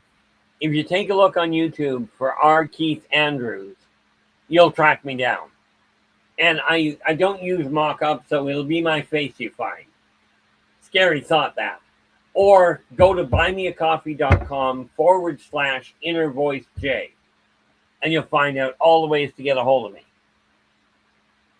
All right, our Keith Andrews and the ET Connection. We will talk to Keith next month on the show at the beginning of July, because we love it when he is on here. And of course, coming up next on Spaced Out Radio, we enter hour number 3 with Swamp Dweller. Then extra small Lee Strauss will be here for the Q&A. We'll get into it all. It'll be a fun hour next. You're listening to Spaced Out Radio with your host, Dave Scott.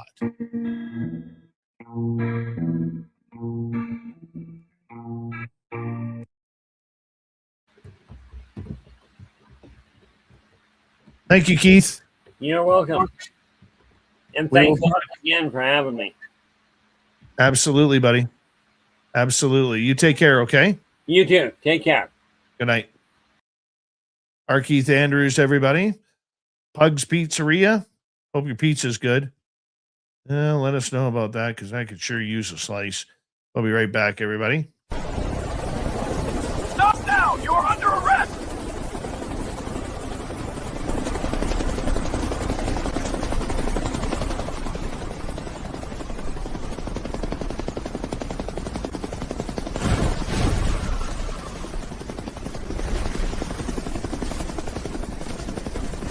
Hands up! Don't move!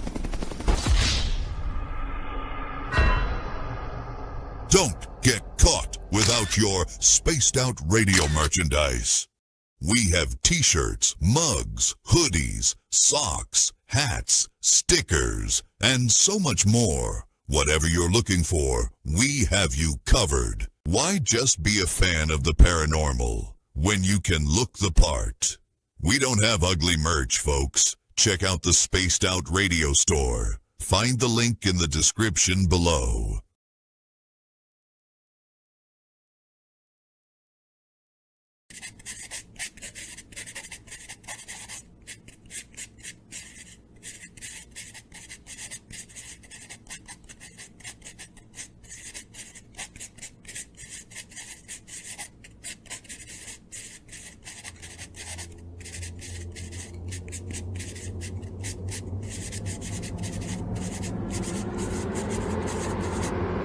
Dirty filth.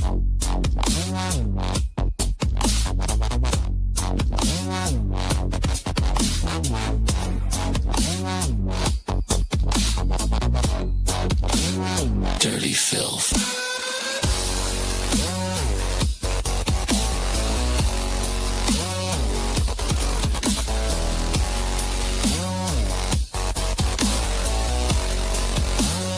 Dirty filth.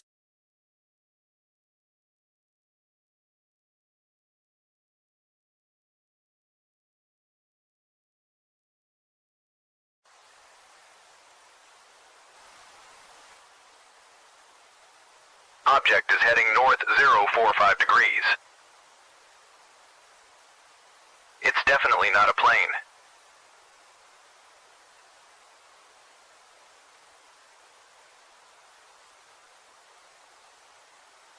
It seems to be tethered to something.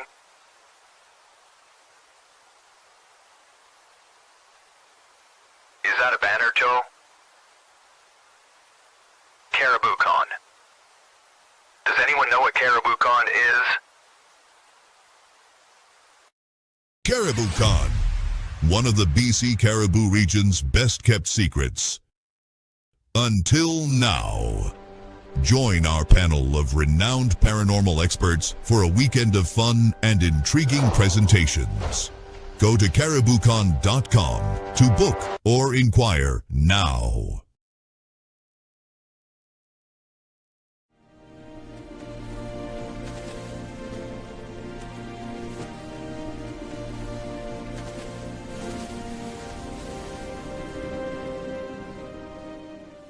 Over here.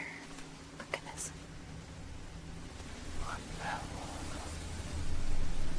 Discover Spaced Out Radio on all your favorite platforms. We're live every single night with the best in UFOs, cryptids, paranormal, and the unexplained. And you can find us on all your favorite platforms. Head over to Instagram for behind the scenes and daily weirdness, TikTok for quick mind-bending clips, Facebook for community discussions, and X for real-time updates and hot takes. Wherever you scroll, Spaced Out Radio is there. So go search Spaced Out Radio on every platform, hit follow, and turn on notifications so you never miss a single episode. The weird is waiting. See you there.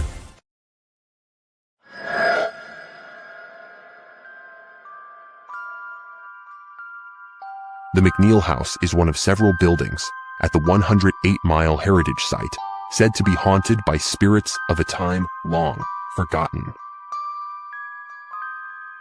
But would you stay the night? Along with guided ghost tours and paranormal investigations, Haunted 108 is offering a chance to spend the entire night inside the historic McNeil House by booking one of our B&B style sleepovers, where you can experience the hauntings firsthand, meet the resident ghost cat, and witness unusual activity. If you dare to turn history into a night you'll never forget, book your spot now at haunted108.com. Spots are limited. Will you be brave enough?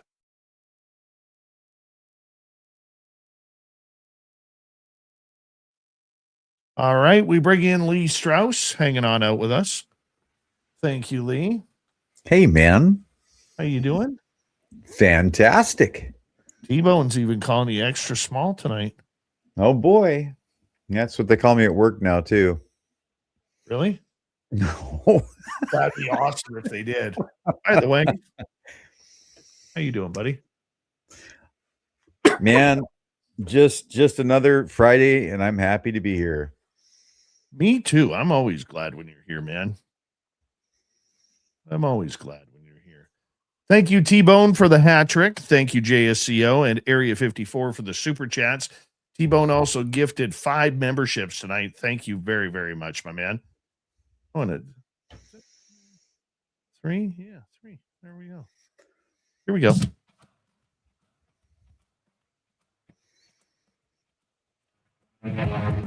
We are into the third and final hour of Spaced Out Radio tonight. My name is Dave Scott.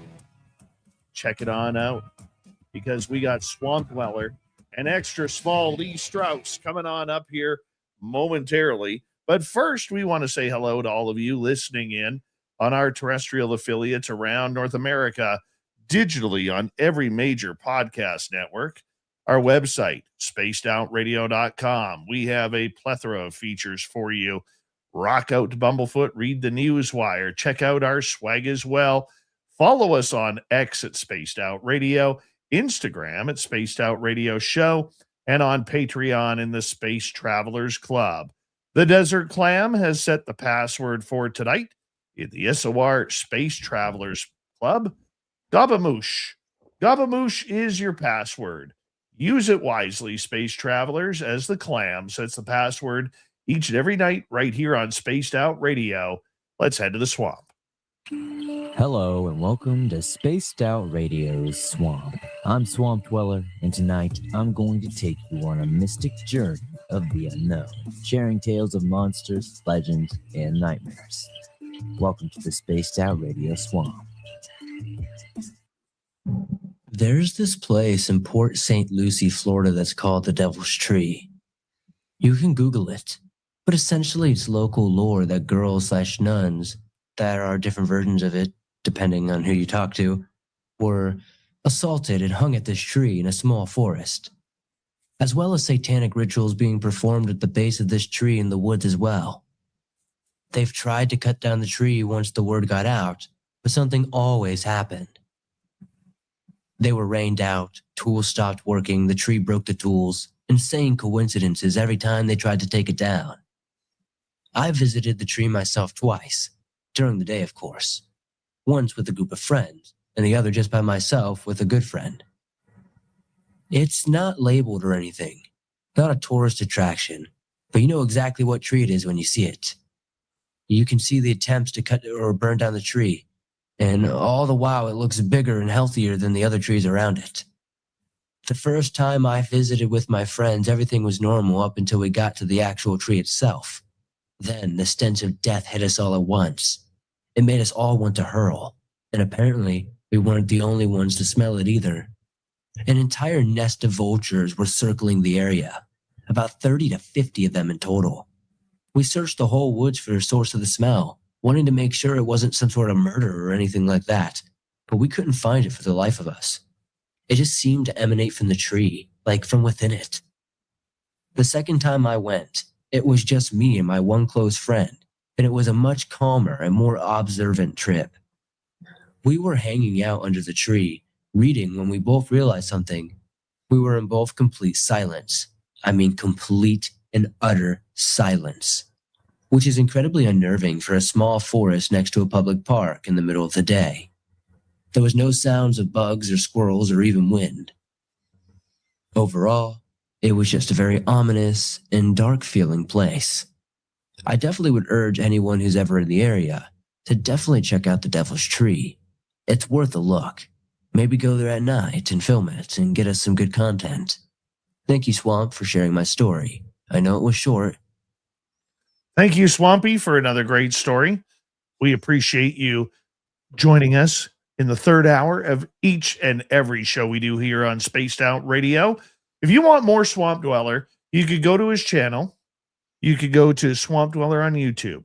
He's got thousands of stories there that you can listen to day or night. It's great entertainment.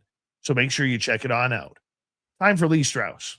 They call him extra small, but he's big where it counts. Chasing Bigfoot through the woods on wild accounts. Talking ghosts in the dark, UFOs in the sky. Aliens laughing while they're cruising by. Yeah, Lee Strauss is out there. Hear that cosmic call? He's the legend of Element 115. Here on Spaced Out Radio's Q&A.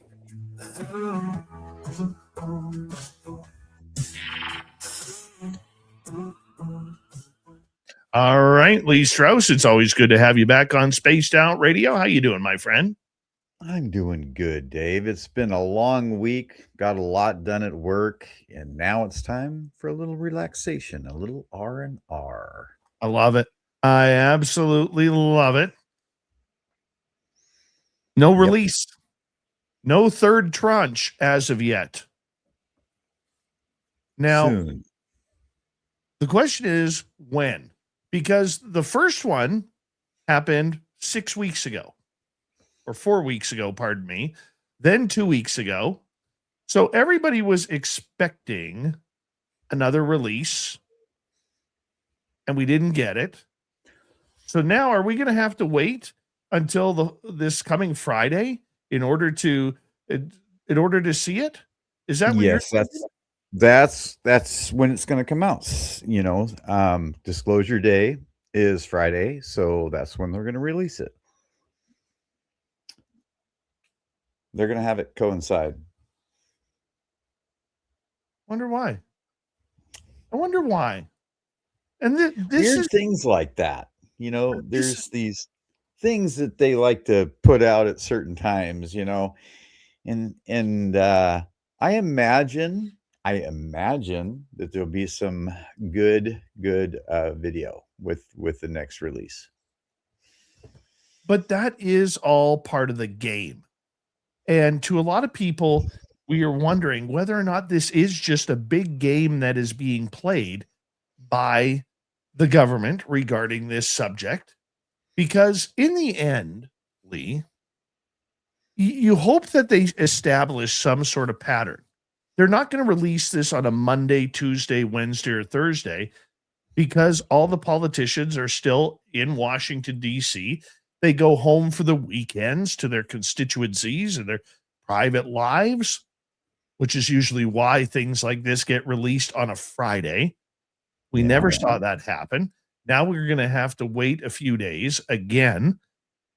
I'm wondering if they have a set pattern on this, or they're just going to release things as they feel like it and keep the public in waiting. I think there's something significant about this next release, and I do think they're going to, you know, have it. They probably just kind of put it to the side a little bit. And I imagine that some of the documents that might come out may coincide with what's being shown in the film. I think there's going to be, you know, the story about Jackie Gleason. Yes. Okay. Well, apparently fill our audience in on the story of Jackie Gleason. Okay. So apparently, and I can't remember the president's name off the top of my head, but was it was Nixon? Nixon. It was Nixon. Okay, so that's what I was going to say. But he filled Jackie Gleason in, and Jackie Gleason was on the show The Honeymooners, and so they were friends, and he filled him in on what he knew about the incident where the UFO came down. I think it was Wright-Patterson, and they had that interaction there. So apparently he knew. Well, apparently that's also in the film. And there's some other things as well from the past that are in the disclosure day. So I think there's things going on there that they put together on purpose, and releasing this documentation on the same day that the film is officially released. You're talking disclosure day. Yes. Okay. Now, Jackie Gleason, this is a very, very interesting story, because Jackie Gleason had an affinity and a love for UFOs. Okay. And he was also good friends with President Richard Nixon. So according to, if I recall this properly, I believe it was 1973, Gleason was golfing with Nixon in Florida. And Gleason really wanted to know about whether or not UFOs were real. And reportedly, he had a library of UFO books at his house, along with paranormal and other weird phenomena. So apparently one day, Nixon calls him up and says, "Hey, we're going to go on a little trip." And Nixon picked up Gleason. They drove to Homestead Air Force Base near Miami. Then, according to accounts later on, and this is attributed to Gleason's wife, Beverly, armed guards escorted Jackie into a secure building with Nixon, where he was shown the preserved bodies of several small ET beings. And there was a craft in there as well. The beings were described as being about 3 to 3.5 feet tall, with large heads and unusual features. Gleason apparently got really freaked out by this, because it's one thing. I mean, Lee, you've been in enough situations where it's one thing to actually talk about how brave you're going to be when something like this happens, but it's another when you all of a sudden see the reality of it. And apparently Gleason was not ready for the reality of this situation, of seeing ETs, real ETs, right in front of him. Now, here's the thing. He was apparently sworn to secrecy by Secret Service, by Nixon and the military. His wife came out with this story after he died, but Gleason never, ever mentioned it. He never did. And apparently those closest to him feel that he was a different person after getting back from that trip. And many people around him didn't understand why he had immediately changed from this funny comedian type personality to all of a sudden being very sullen and solemn and, almost turning introverted. And he didn't want anything to do with UFOs anymore. He didn't want to study them. He didn't want anything to do with the paranormal, the supernatural. It freaked him out that bad. It's a fascinating story. It really is. And that one's coming to life again because of the movie Disclosure Day. Yes. From my perspective too, and from other people that have been abducted, I wonder, what this movie is going to mean to them, because just watching the previews that I've seen where, there's a deer in the living room that's really not a deer. You know what I mean? And the raccoon that came into my window one night, So those sorts of things that I've seen clue me into the fact that Steven Spielberg knows a lot more about this subject than maybe I have realized in the past, or anybody has. He has been very open and candid leading into this movie, saying he loves this subject. Mm-hmm.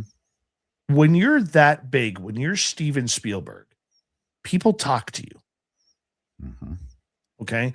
I got a buddy of mine named Jamie Sexton.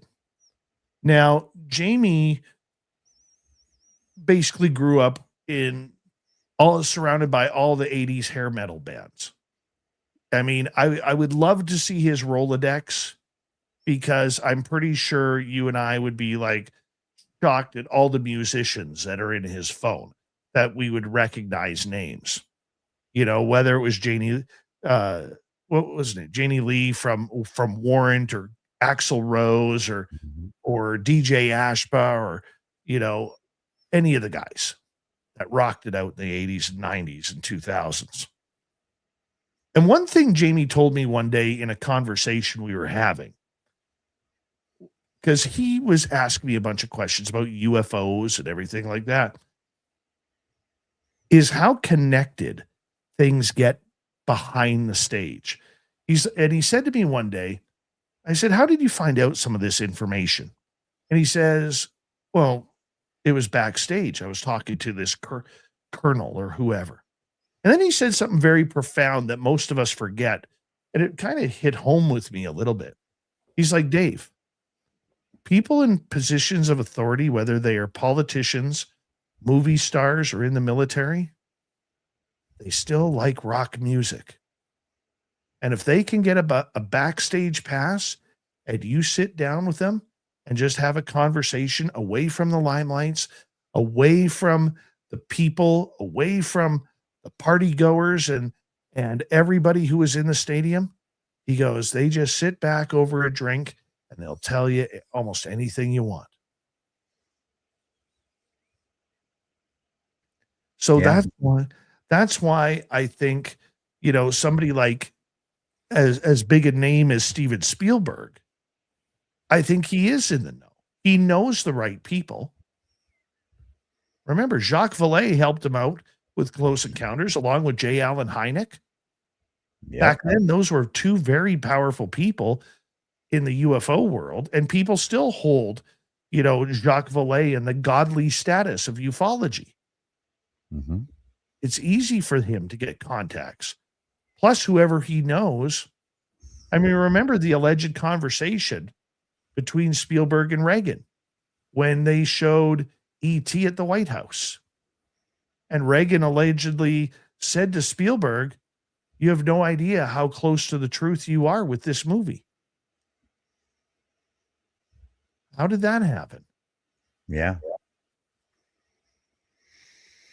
Yeah. So I think we're in for it with this movie. I definitely, I've already got my tickets. I'm going to see it before the show next week.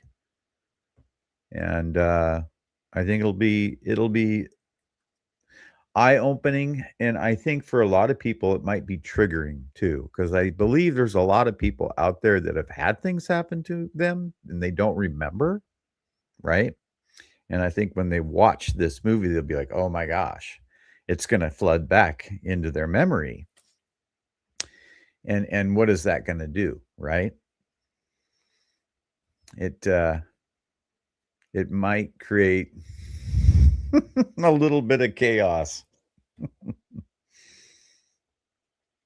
But we'll have to see.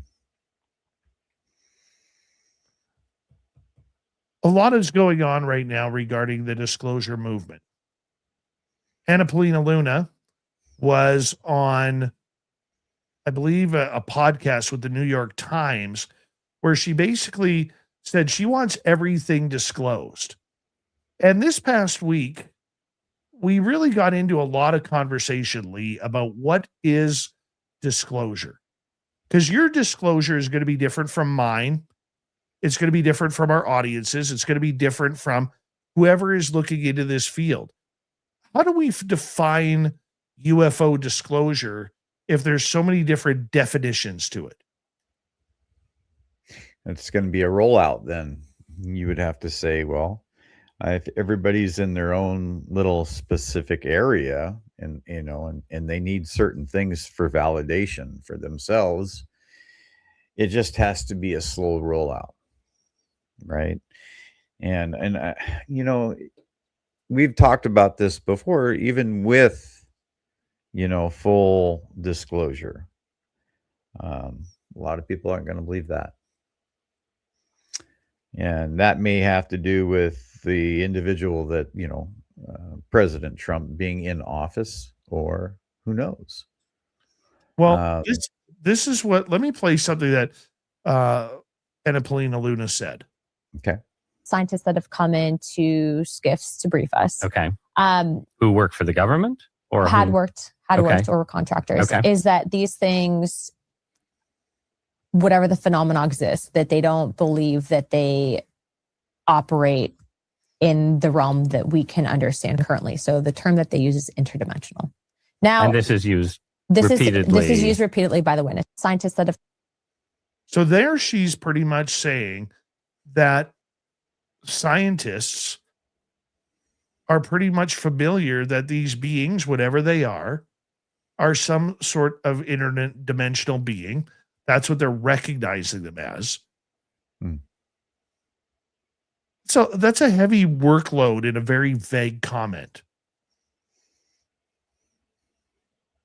Is it the safe comment? In I other words, I think she does have to be safe. Yes, but interdimensional meaning, a lot of the talk about when this started coming out was like, well, they're just us in the future, and so it's okay. They're just us in the future, that sort of thing. And now are they just saying, well, they're interdimensional, so they're not really on our plane of existence? Are they somewhere else higher or lower in vibration than us? And so we really don't have to worry about them that much, But the reality that I know is that they are on our plane of existence, and they are from other planets outside our solar system.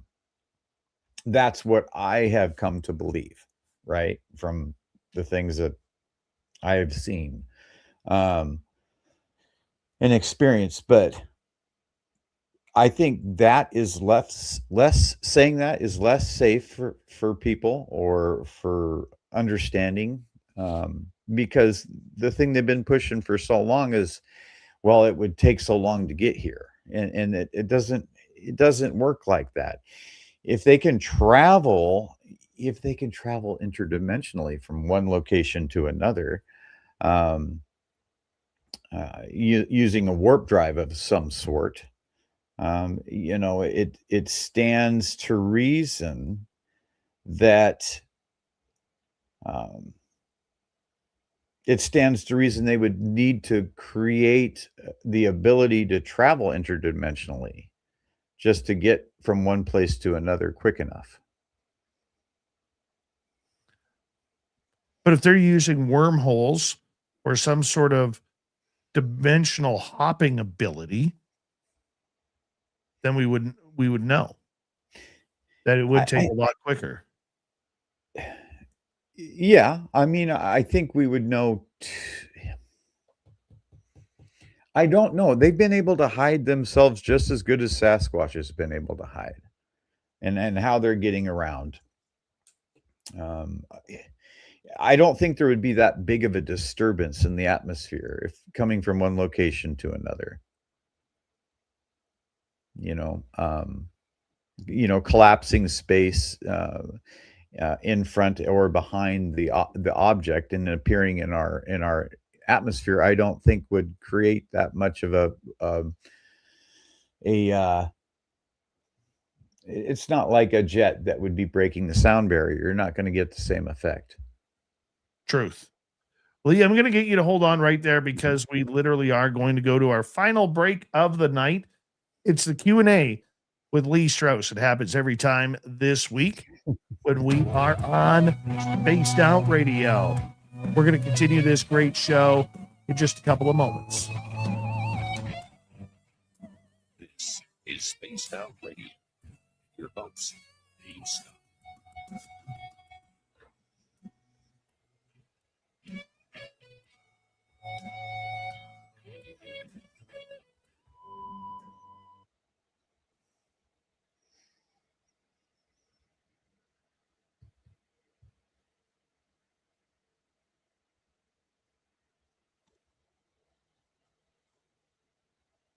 Just looking for more stories here, Lee. You know, there's something to say about time. I don't think time is what we perceive it to be. I was listening to a podcast about it, and they still can't define what time is. And it's really the movement of mass in space creates time. Mass warping time as we know it by its weight, you know, on the fabric of basically our reality, right? Right. So if a UFO is able to somehow create enough gravity around itself, it should be able to punch through that fabric, you know, to a certain point, just like a black hole would, right? And what does that do? That tears apart the reality in a way that you could slip through from one point to another very quickly. And when you do that, you are going interdimensional.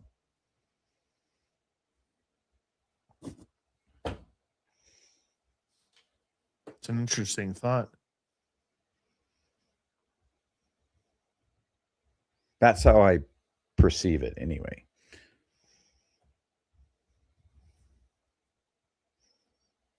Give me 2 seconds here, brother. Mm-hmm.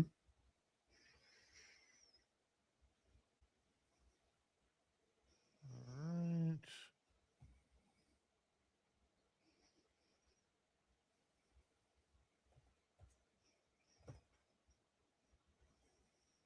We good. We good now.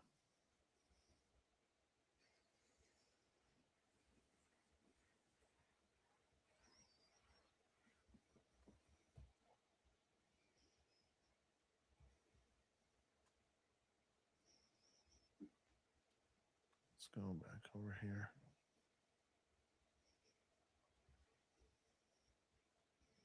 Yes, the speed of dark, it's a constant. Dark is a constant. Light has the speed, so dark is always there.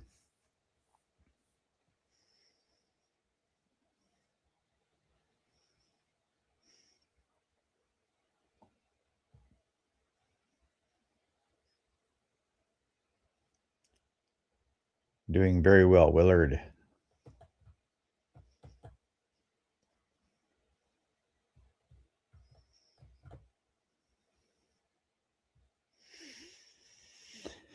I can talk about the spooky place I'm going. Yeah, let's do it. Sunday.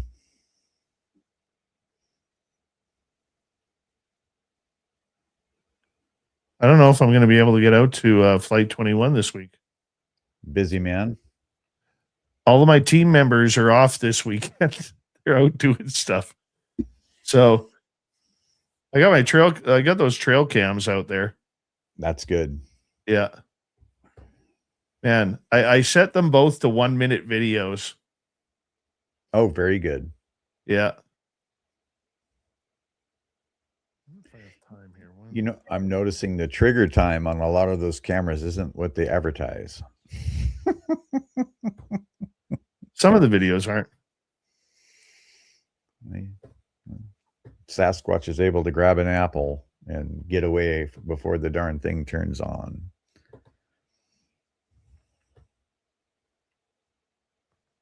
All right, am I missing Very quick. in the chat room?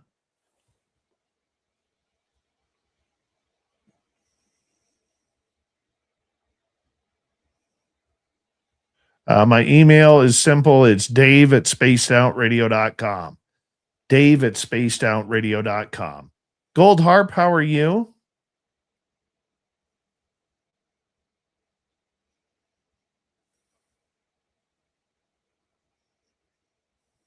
Gary Reed, nice to see you. Time is an illusion. Free your mind, how are you? Fap, you're highly unattractive with webbed feet.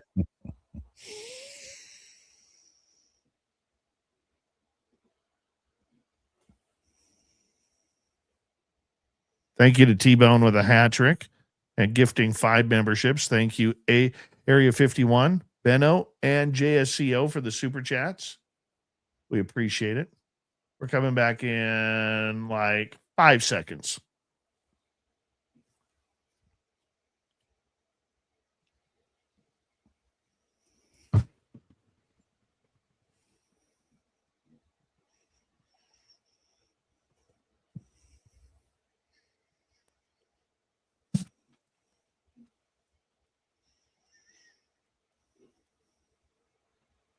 Here we are into the final half hour of Spaced Out Radio tonight. The Q&A with Lee Strauss happening right now. And Lee, thank you so much for being here.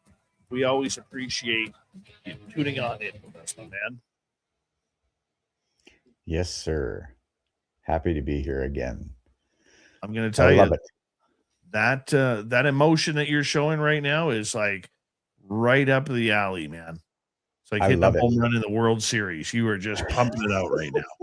I'm a tired man today, I will have to say. I've been up since I hear you. 1:30. 1:30 in the morning. So, I'm running on all cylinders right now. So I want to quickly talk about this location that I will be visiting here shortly. Yes. When I was in my early 20s, late teens, I hiked all over Washington.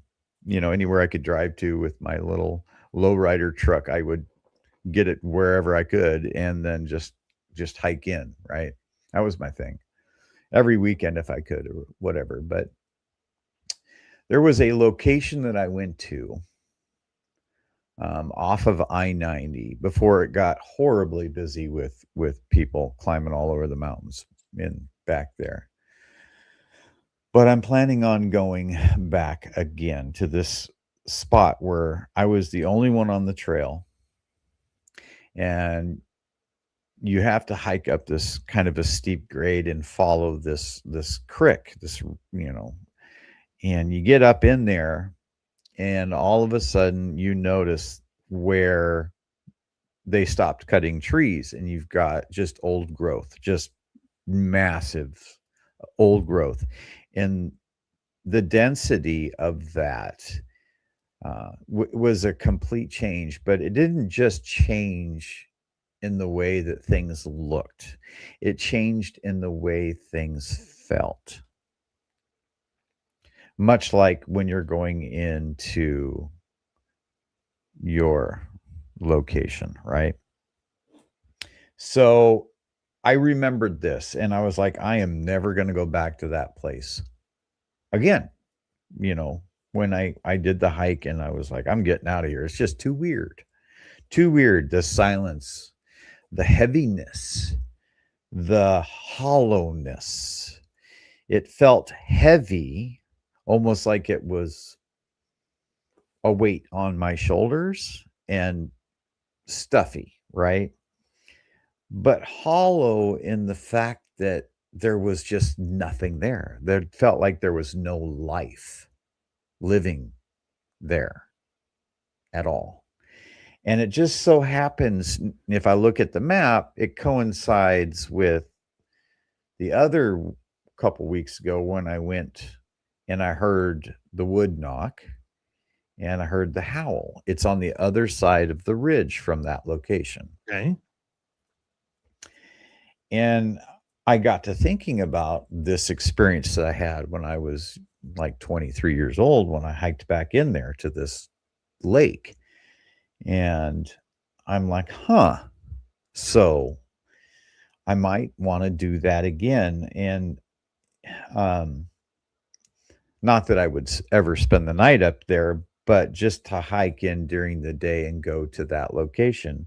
It's a very hard location to get to because not everybody can drive into that spot. I had to actually park my vehicle farther down the road because of the potholes. It was just the road is absolutely messed up bad, and then hike in, but I should be able to get quite a bit farther in with my 4Runner nowadays. But it was just such a dead space. And I don't know why. And knowing what I know now, and the experiences that I have had, what knowledge could I take into that space with me? Right? I'm even thinking maybe I should take some trail cameras in there. You totally The should. other, yeah, the other thing though with this is the fact that remember when I went out and I told you that my phone wouldn't work, like recording did not work for some reason. I wasn't able to record. I wasn't able to, in fact, my drone didn't even record, but it got signal enough on the other side of the ridge. But when I heard the commotion with the Sasquatch, it didn't work. So I'm wondering if there's something in that area that's creating that intensity, and what other tools may I be able to take with me in there to at least get some sort of a reading on this location. But explaining how it felt to you, how it felt to me when I was like 23, is that similar to what you have felt at Flight 21, or is it always different every time you go in there? It's always different. It's always different. Some days it can seem very calm. Some days it seems like there's humor in the forest, like maybe like funny tricksters. Sometimes it's literally about a time where you don't want to get out of your vehicle. I notice a change a lot of times in the energy there if people have been ripping up there in ATVs. Right? Yeah. That's where I've noticed where all of a sudden the energy is a little bit different. It's like they don't like it.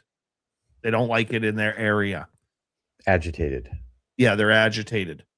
That day that we had either the Skinwalker or Wendigo trying to lure Tim and I in,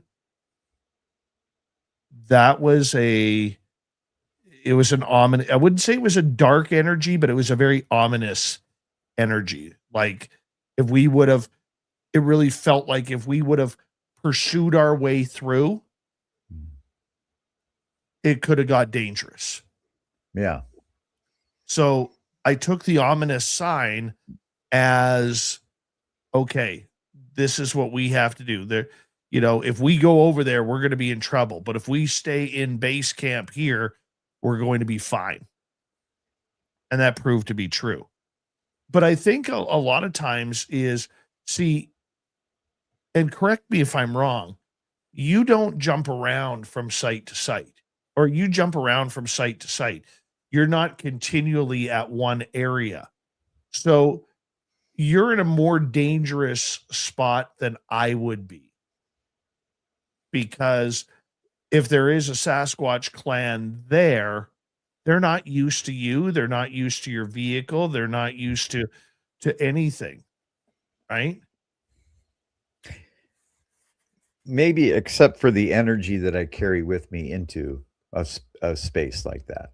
I get that, but I still think it's silly by going out there alone I know you're a lot more brave than I am. You think? But if I got the, if I got the heebie-jeebies bad enough and felt like I needed to get out of there, I would do that. It's not like I'm going to push my luck. But don't you feel that you are? Not until I'm told. Not until I get the feeling that I shouldn't be there, right? I think we get warnings sometimes to where you need to listen to those warnings and keep yourself in check, because if you go past those warnings, that's when you find yourself in trouble. Explain the warning. The warning is like a feeling. It's like a voice in your head that didn't come from you, that originates from nowhere all of a sudden. And it can come in as, just like that into your mind, like, oh, you need to get out of there. But it can be followed by certain feelings in your gut. Your stomach might get upset. You might start to shake a little bit, nervous, a foreboding feeling, right? Those sorts of things. And then you need to turn around and leave. So I think listening to those tells, your body telling you something, you just need to do that. Now I'm doing this again. I'm headed back to Adams at the end of this month. Okay. Back to the spot that Jackie and I had the encounter. I still don't have anybody to go with me. So that means if it turns out that way, that means I'm going alone for a couple of days. So I'm more nervous about that because I'm going for an extended period of time. And there is no cell service anywhere around there. I would have to probably drive about 60 miles, 30 miles to get cell service. So that one has me more on edge. I don't know if I would go out there alone. Like, I went out to Flight 21 once last year alone because I literally had nobody to go with, and I needed to go pick up the trail cams because I didn't know if I was going to get back out there prior to the snow falling. And I was creeped out, dude. And I know that was more me than it was the area. But my creep out level factor in situations like that is not it. I have a very low tolerance. And then I just, I just talked to myself. I recorded myself, or I thought I had recorded myself, kind of calmed myself down and realized that I was on photo, not video. Mm-hmm. So that's where you get the stupid talking picture, where your mouth all of a sudden ends up looking like a guppy fish. That's what happened there. And I'm like, do I go put it back and then redo the video? Nope, not doing it. Not doing it. That's just for danger. Yeah. I've asked a couple people, hey, do you want to go? Would you like to go there with me? And this and that, and giving a month's notice, but that's all I get from work. I have to set my stuff up, and I've got a very narrow window to do things, as far as getting things on the calendar and being able to take time, because they have to get somebody else in for me if I'm not going to be there. I can't, I'm the only guy that can run the job site itself, right? Being a site foreman. So it's they just have to have.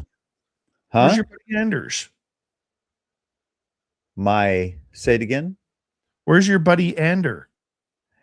Ander is going to be going to Japan, so he's not going to be available. Does he not realize who you are? Yeah, he knows who I am.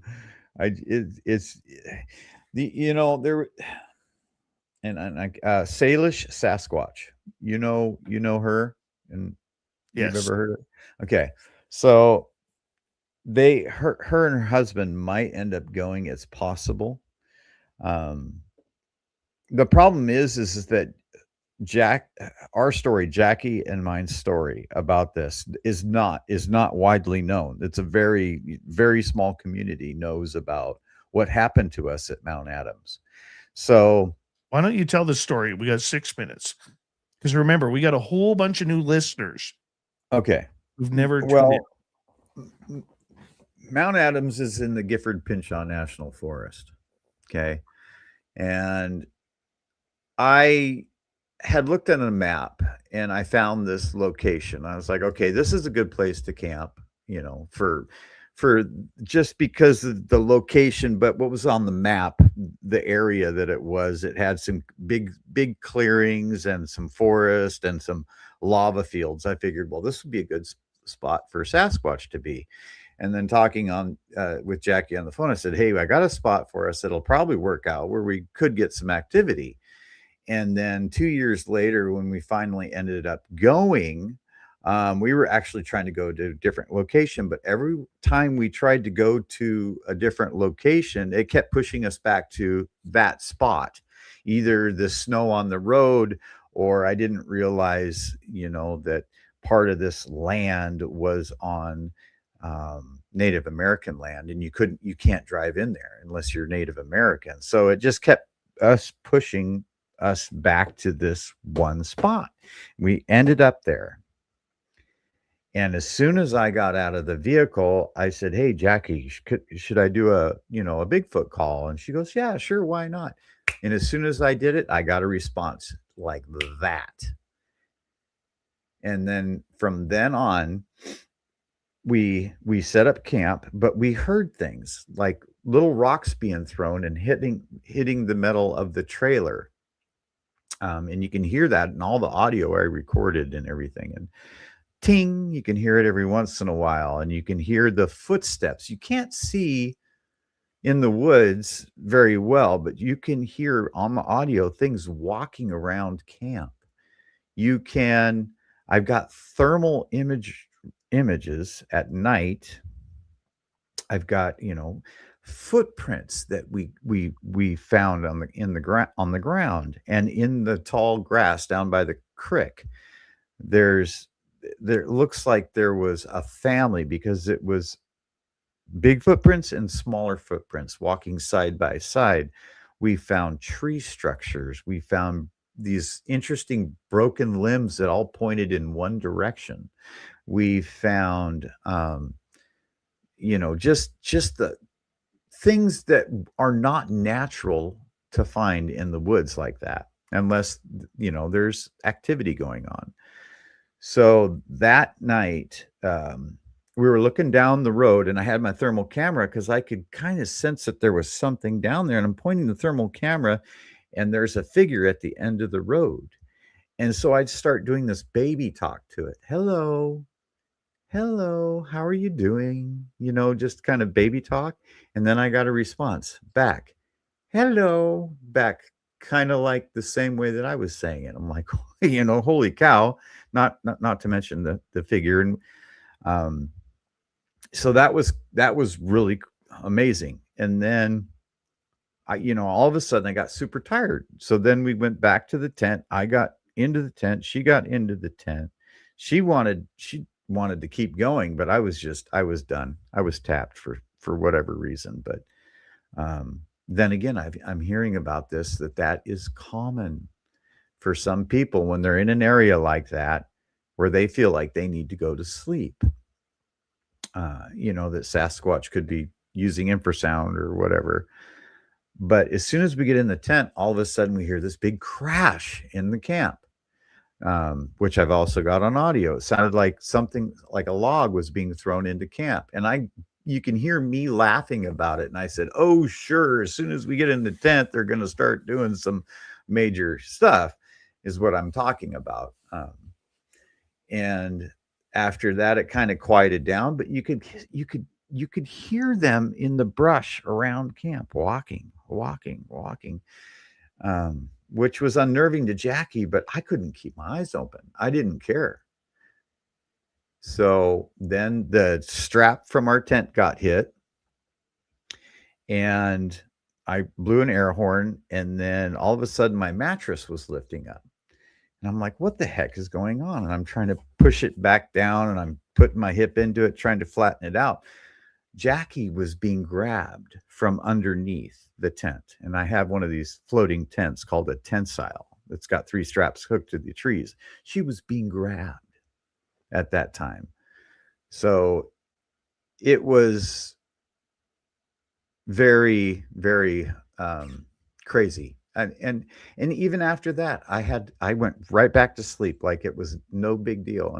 And she's petrified, shaking, just shaking crazy. So it was a very odd experience. It's one of those stories that still kind of weirds me out every time I hear it. And I remember you guys coming on this show like within days of that happening.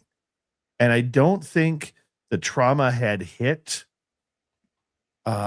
Jackie Harmon right off the bat with that. It wasn't until probably a couple months later that she started almost getting a PTSD from it. Yep. And I don't know if she's ever been the same with that. I mean, I love her to death. I don't think she's ever been the same after that. And she says she's never going to go back out there. And now she says that she wants to. I was the same way with Flight 21. Swore I would never go back. But when a place starts haunting you, you have to go check it out. You really, really do. And Lee, that's why I love having you on this show, for stories just like that. You are an adventurer. You are someone who's not afraid to put your own body, mind, and soul on the line to track down the aliens, to track down Sasquatch, and every ghost hiding in every portal in between. I always appreciate when you are here, my friend. Thank you very, very much for your time on SOR. Yep, absolutely, my friend. We'll talk to you next week as we say hello to Mr. Ron Bumblefoot Thal. Rocking in the background with Little Brother is Watching. Bumblefoot is the official music of Spaced Out Radio. Rocking us in and out of every single show. Get your horns up for the guitar god himself. Special thanks to everybody listening in at work, at home, in your cars, wherever you may be. Thank you to everyone in our chat rooms tonight. YouTube, Twitch, LGAP, Facebook, Spreaker, LinkedIn, the Space Travelers Club, and on X at hashtag Spaced Out Radio.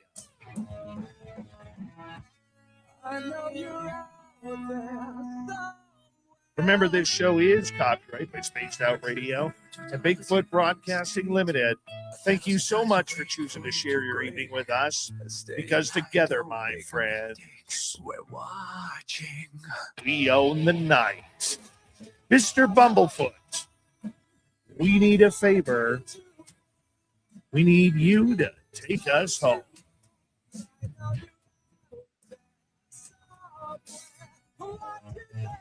Yes, the Woo Train has docked for the night, but soon, my friends, we shall ride again. The seats are always available. Your tickets never expire. And if you want to bring a friend, we've got room for them too. Good night, everybody.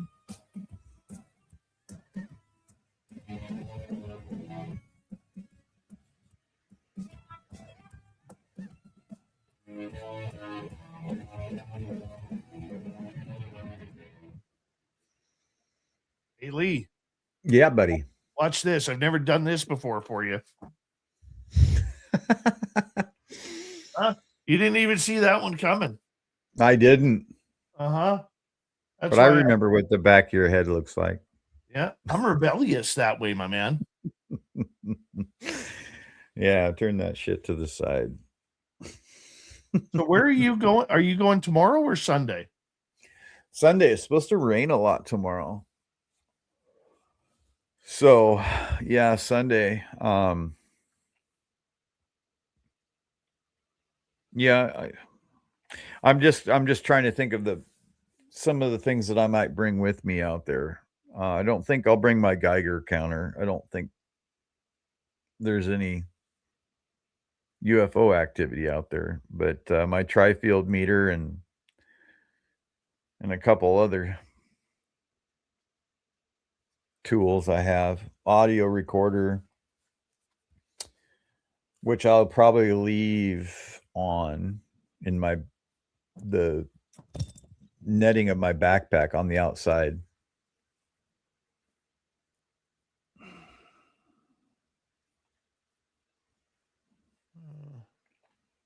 I'll bring my pointy stick with me. Yeah, you better bring a couple.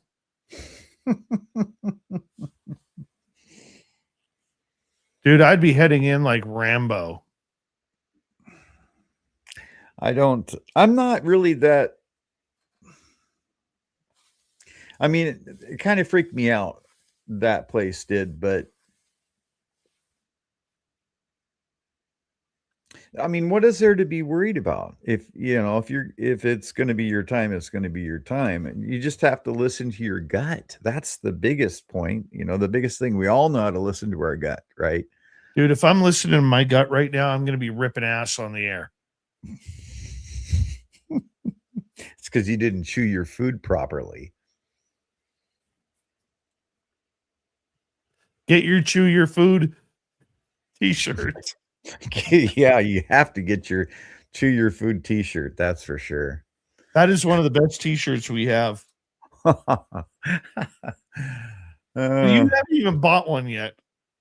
No, I haven't. I haven't been on that. I haven't been on the site in a bit. Oh my God, that is so funny. It should have pull my finger in the back and chew your food on the front.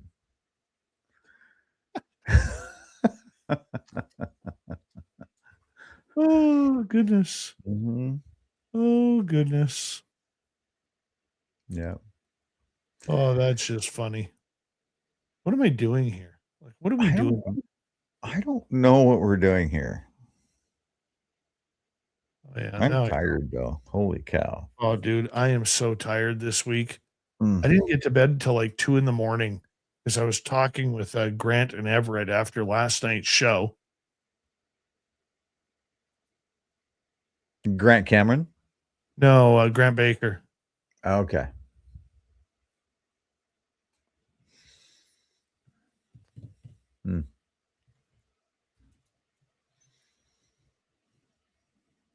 I don't know.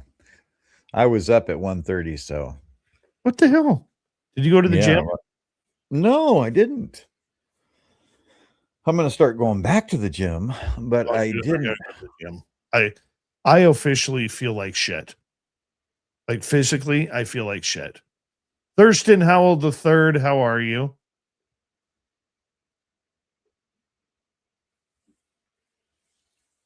Yeah, you got to go back to the gym. You know when you feel that your body is craving it? Like yeah. going to the gym.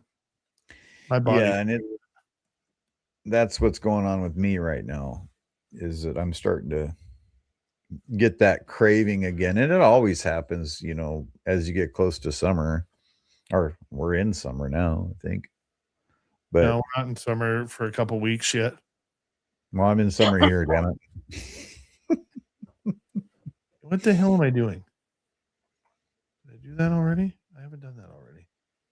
Hold on. Let's go here. Summer does not last long enough. Dude, it's still I can still see daylight up here. That's crazy. Yeah. Like if I go outside right now and I look northwest, you can see where there's still dark blue sky. Like it's not a black sky of night. over top of me, it will be night. But if I look northwest, you'll still be able to see the daylight. Now, what's really cool is come the solstice, like a couple days before and a couple days after, you can actually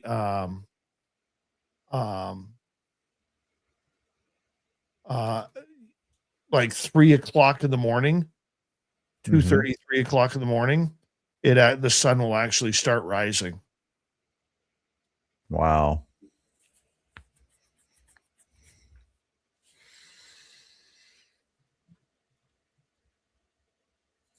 Yeah, I wish it was that way all year round.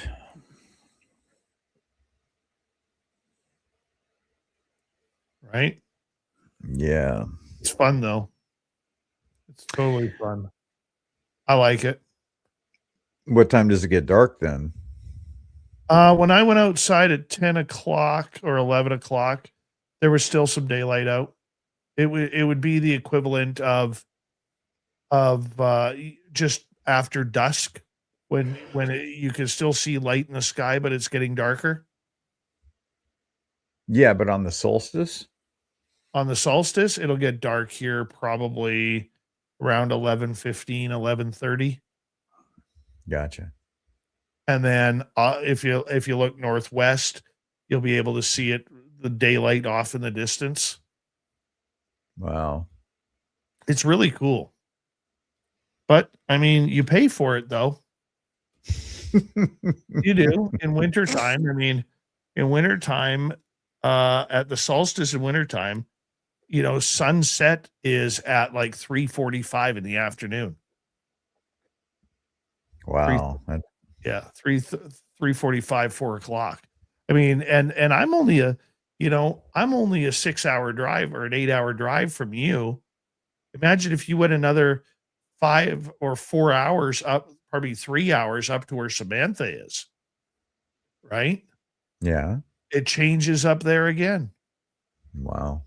And then the further you go north, it changes again and again and again. I mean, when you get up to Alaska and the Yukon, that's where you have the 23-hour a day sun and the 23-hour a night nighttime, right? Yeah. Yeah. Yeah, I can't imagine. Bad enough for me here in Washington. Anyway, Dave, I got to crash, my friend. Yeah, you're sounding it. You're losing steam fast here, brother. Hey, Lee. Yeah, bud. Give you one of these. Lee Strauss, everybody. We'll see you at 6:00 on Sunday. Yes, sir. Yes, sir. If you're not there, honestly, I'm calling 911 for you. I'll let my mom know where I'm going, so yeah, she'll have all the details. Yeah. Yeah. All right, buddy. Everybody. You have a good night. Bye. You too. See you, bud. Lee Strauss, everybody. What am I doing here? I don't even know what I'm doing here right now.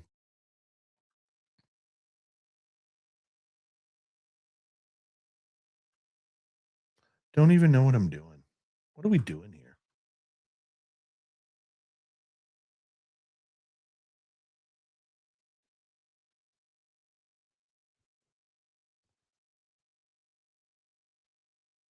Lex Diaz, how you doing?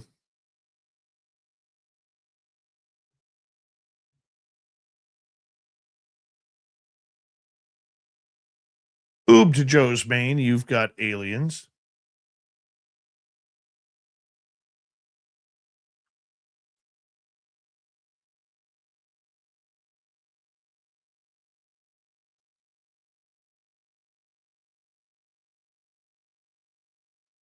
It got moist in here.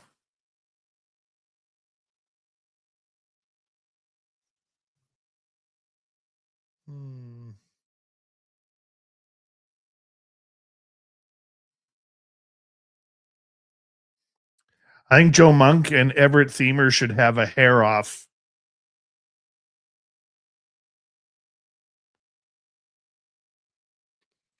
the loser has to get an inch off their hair trimmed.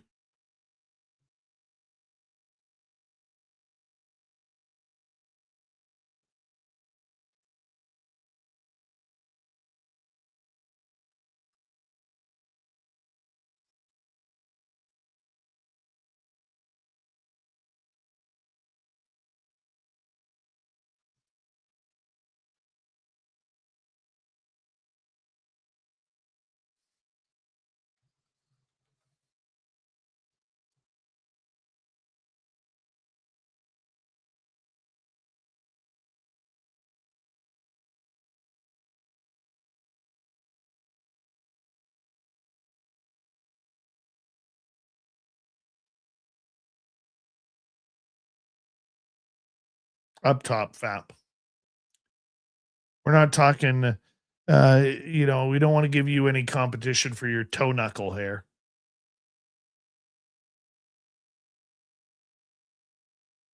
Anybody know that FAP has a toe knuckle hair collection?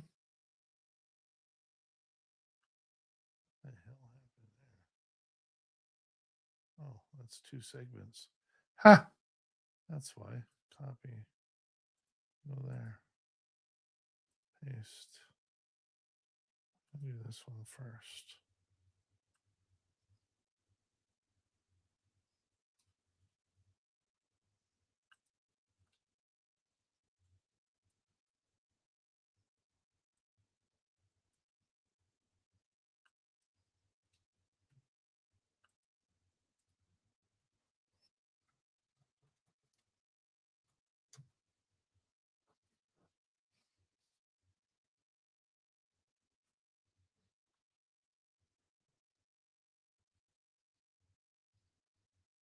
It's like the eye of Newt. Toe knuckle hair, the eye of Newt. Oh my goodness.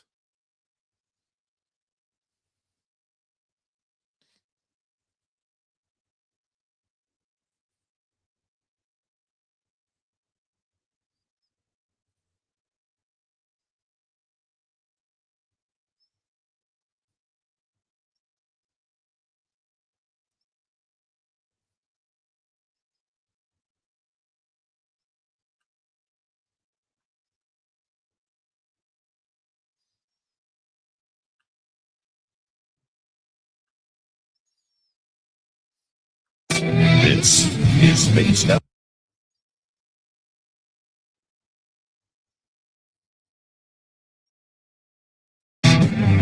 You go to buy /inner voice J. You'll find all the books to find out how to get a hold of it. Our Keith Andrews of the ET Connection continues on Spaced Out Radio right after this. We'll be right back with hour 2. This is Spaced Out Radio with host. Hello and welcome to the radio and podcast side of what you guys have in the States called Dunkin' Donuts. So we went there and month on the show at the beginning of July because we love it when he is on here. And of course, I think it made sense. I never really put YouTube. Okay. Inner voice. Spaced Out Radio right after this. We'll be right back with hour 2. Hold on. Getting screwy around here. Getting screwy, I tell you. Same one. Open.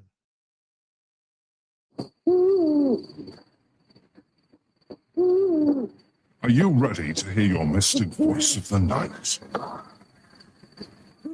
It's time to wake up. He's here. Shh.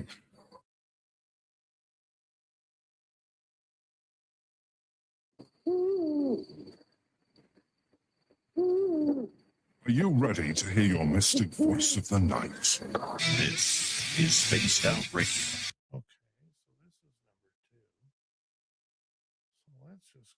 Give me 2 seconds here, guys. Had a little bit of a technical faux pas here. Get rid of that one. All right, cancel that. That's number 1.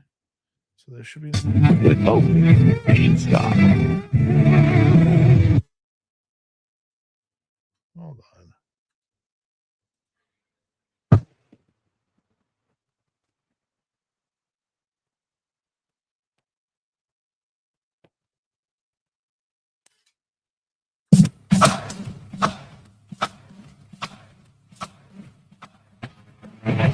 Second half hour of Spaced Out Radio is now underway.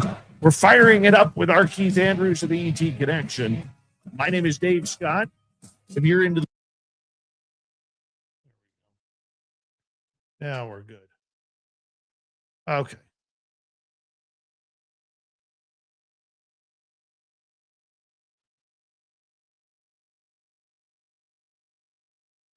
That screwed me up there for a second. I don't know what the hell happened there.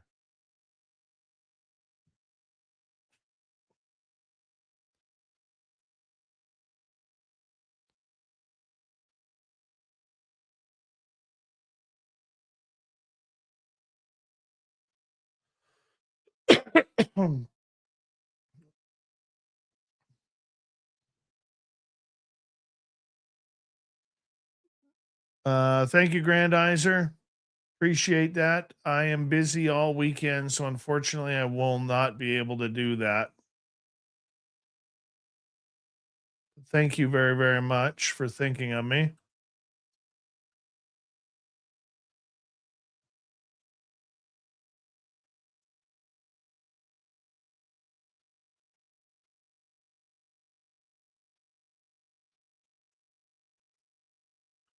Three.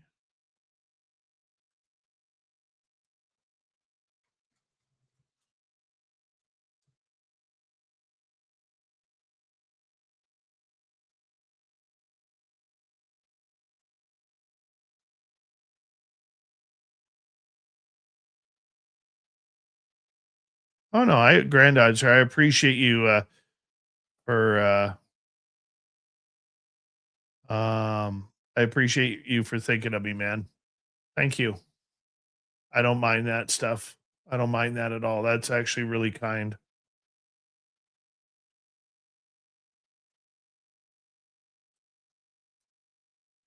Okay, what the frig is going on with this program tonight?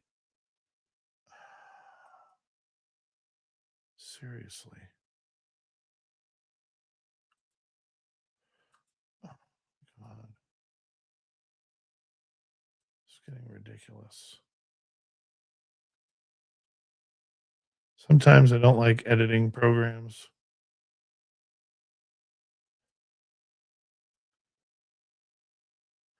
Okay. Have I done number 4? No, I'm on 4 now. Okay, so let's copy and fucking paste. Oh my God, I'm just give this thing a shaking pretty soon.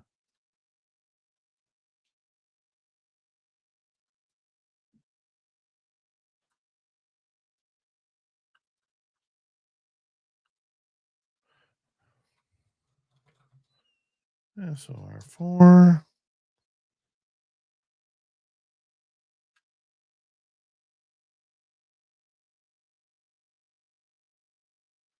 Yeah, message me privately, Tim.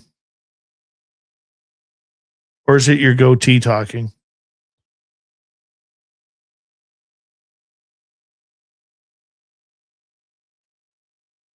There's 4. Now let's go to 5.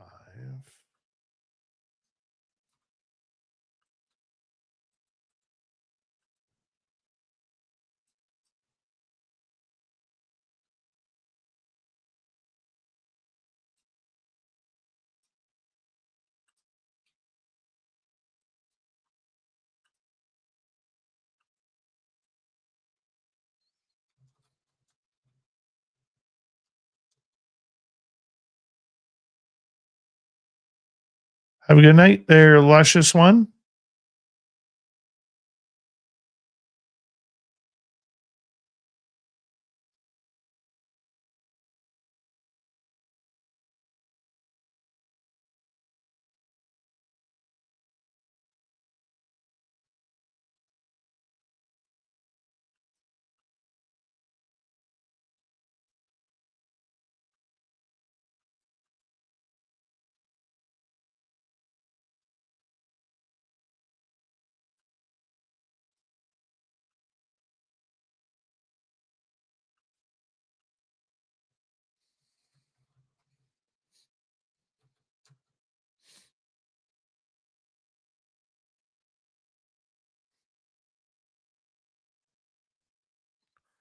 Finally, that took forever to edit. Usually I'm done by now. And I've done Walter's show.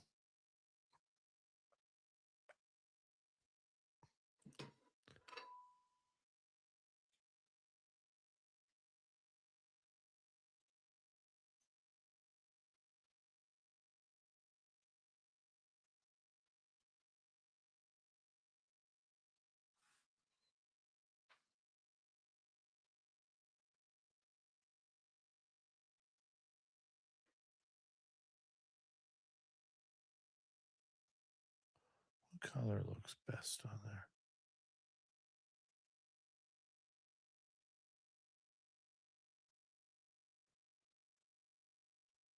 It looks kind of cool like that. Looks like it's floating.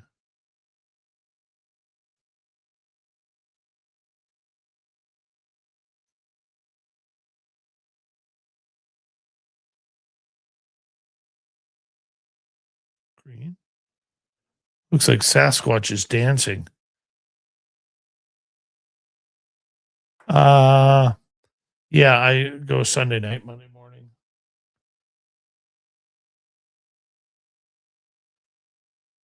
That's blue.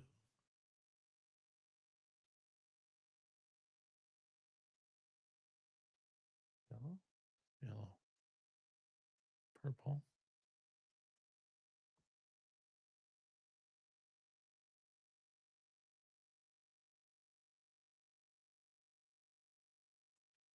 This thing is so nice. If you could, if this camera would just pick it up properly. 3, 4, 5, 6. Good. In there. Then we can close this up here and here and here. And we can go this here, and this over here, and put that there. Because everybody likes it when you put it there. And we'll put that there, put that there, put that there and there, there and there and there. Close that. Thank you to T-Bone tonight for the hat trick. Area 54, JSCO and Benno for the super chats. Greatly appreciate your love and support. And for the rest of you, I will be back on Monday. That's Monday. All right. Monday. Do I have a guest yet? Julie Ryan? Yeah, Julie Ryan will be the guest. We're going to be talking about communication with spirits. It's going to be fun. We'll see you then, everybody. I got to go to bed because unfortunately I got to work in the morning. But thank you for being here. I love you all. Take care. Oh, I better play the music because then you guys will be like, what the frig? Here you go. Bye.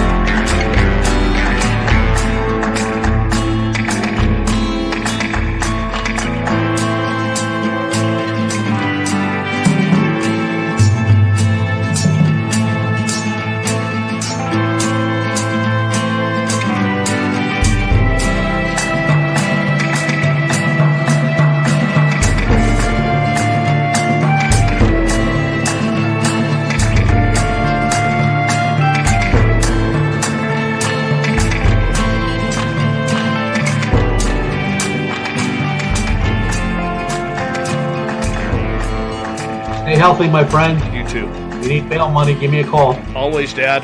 Take care. You too.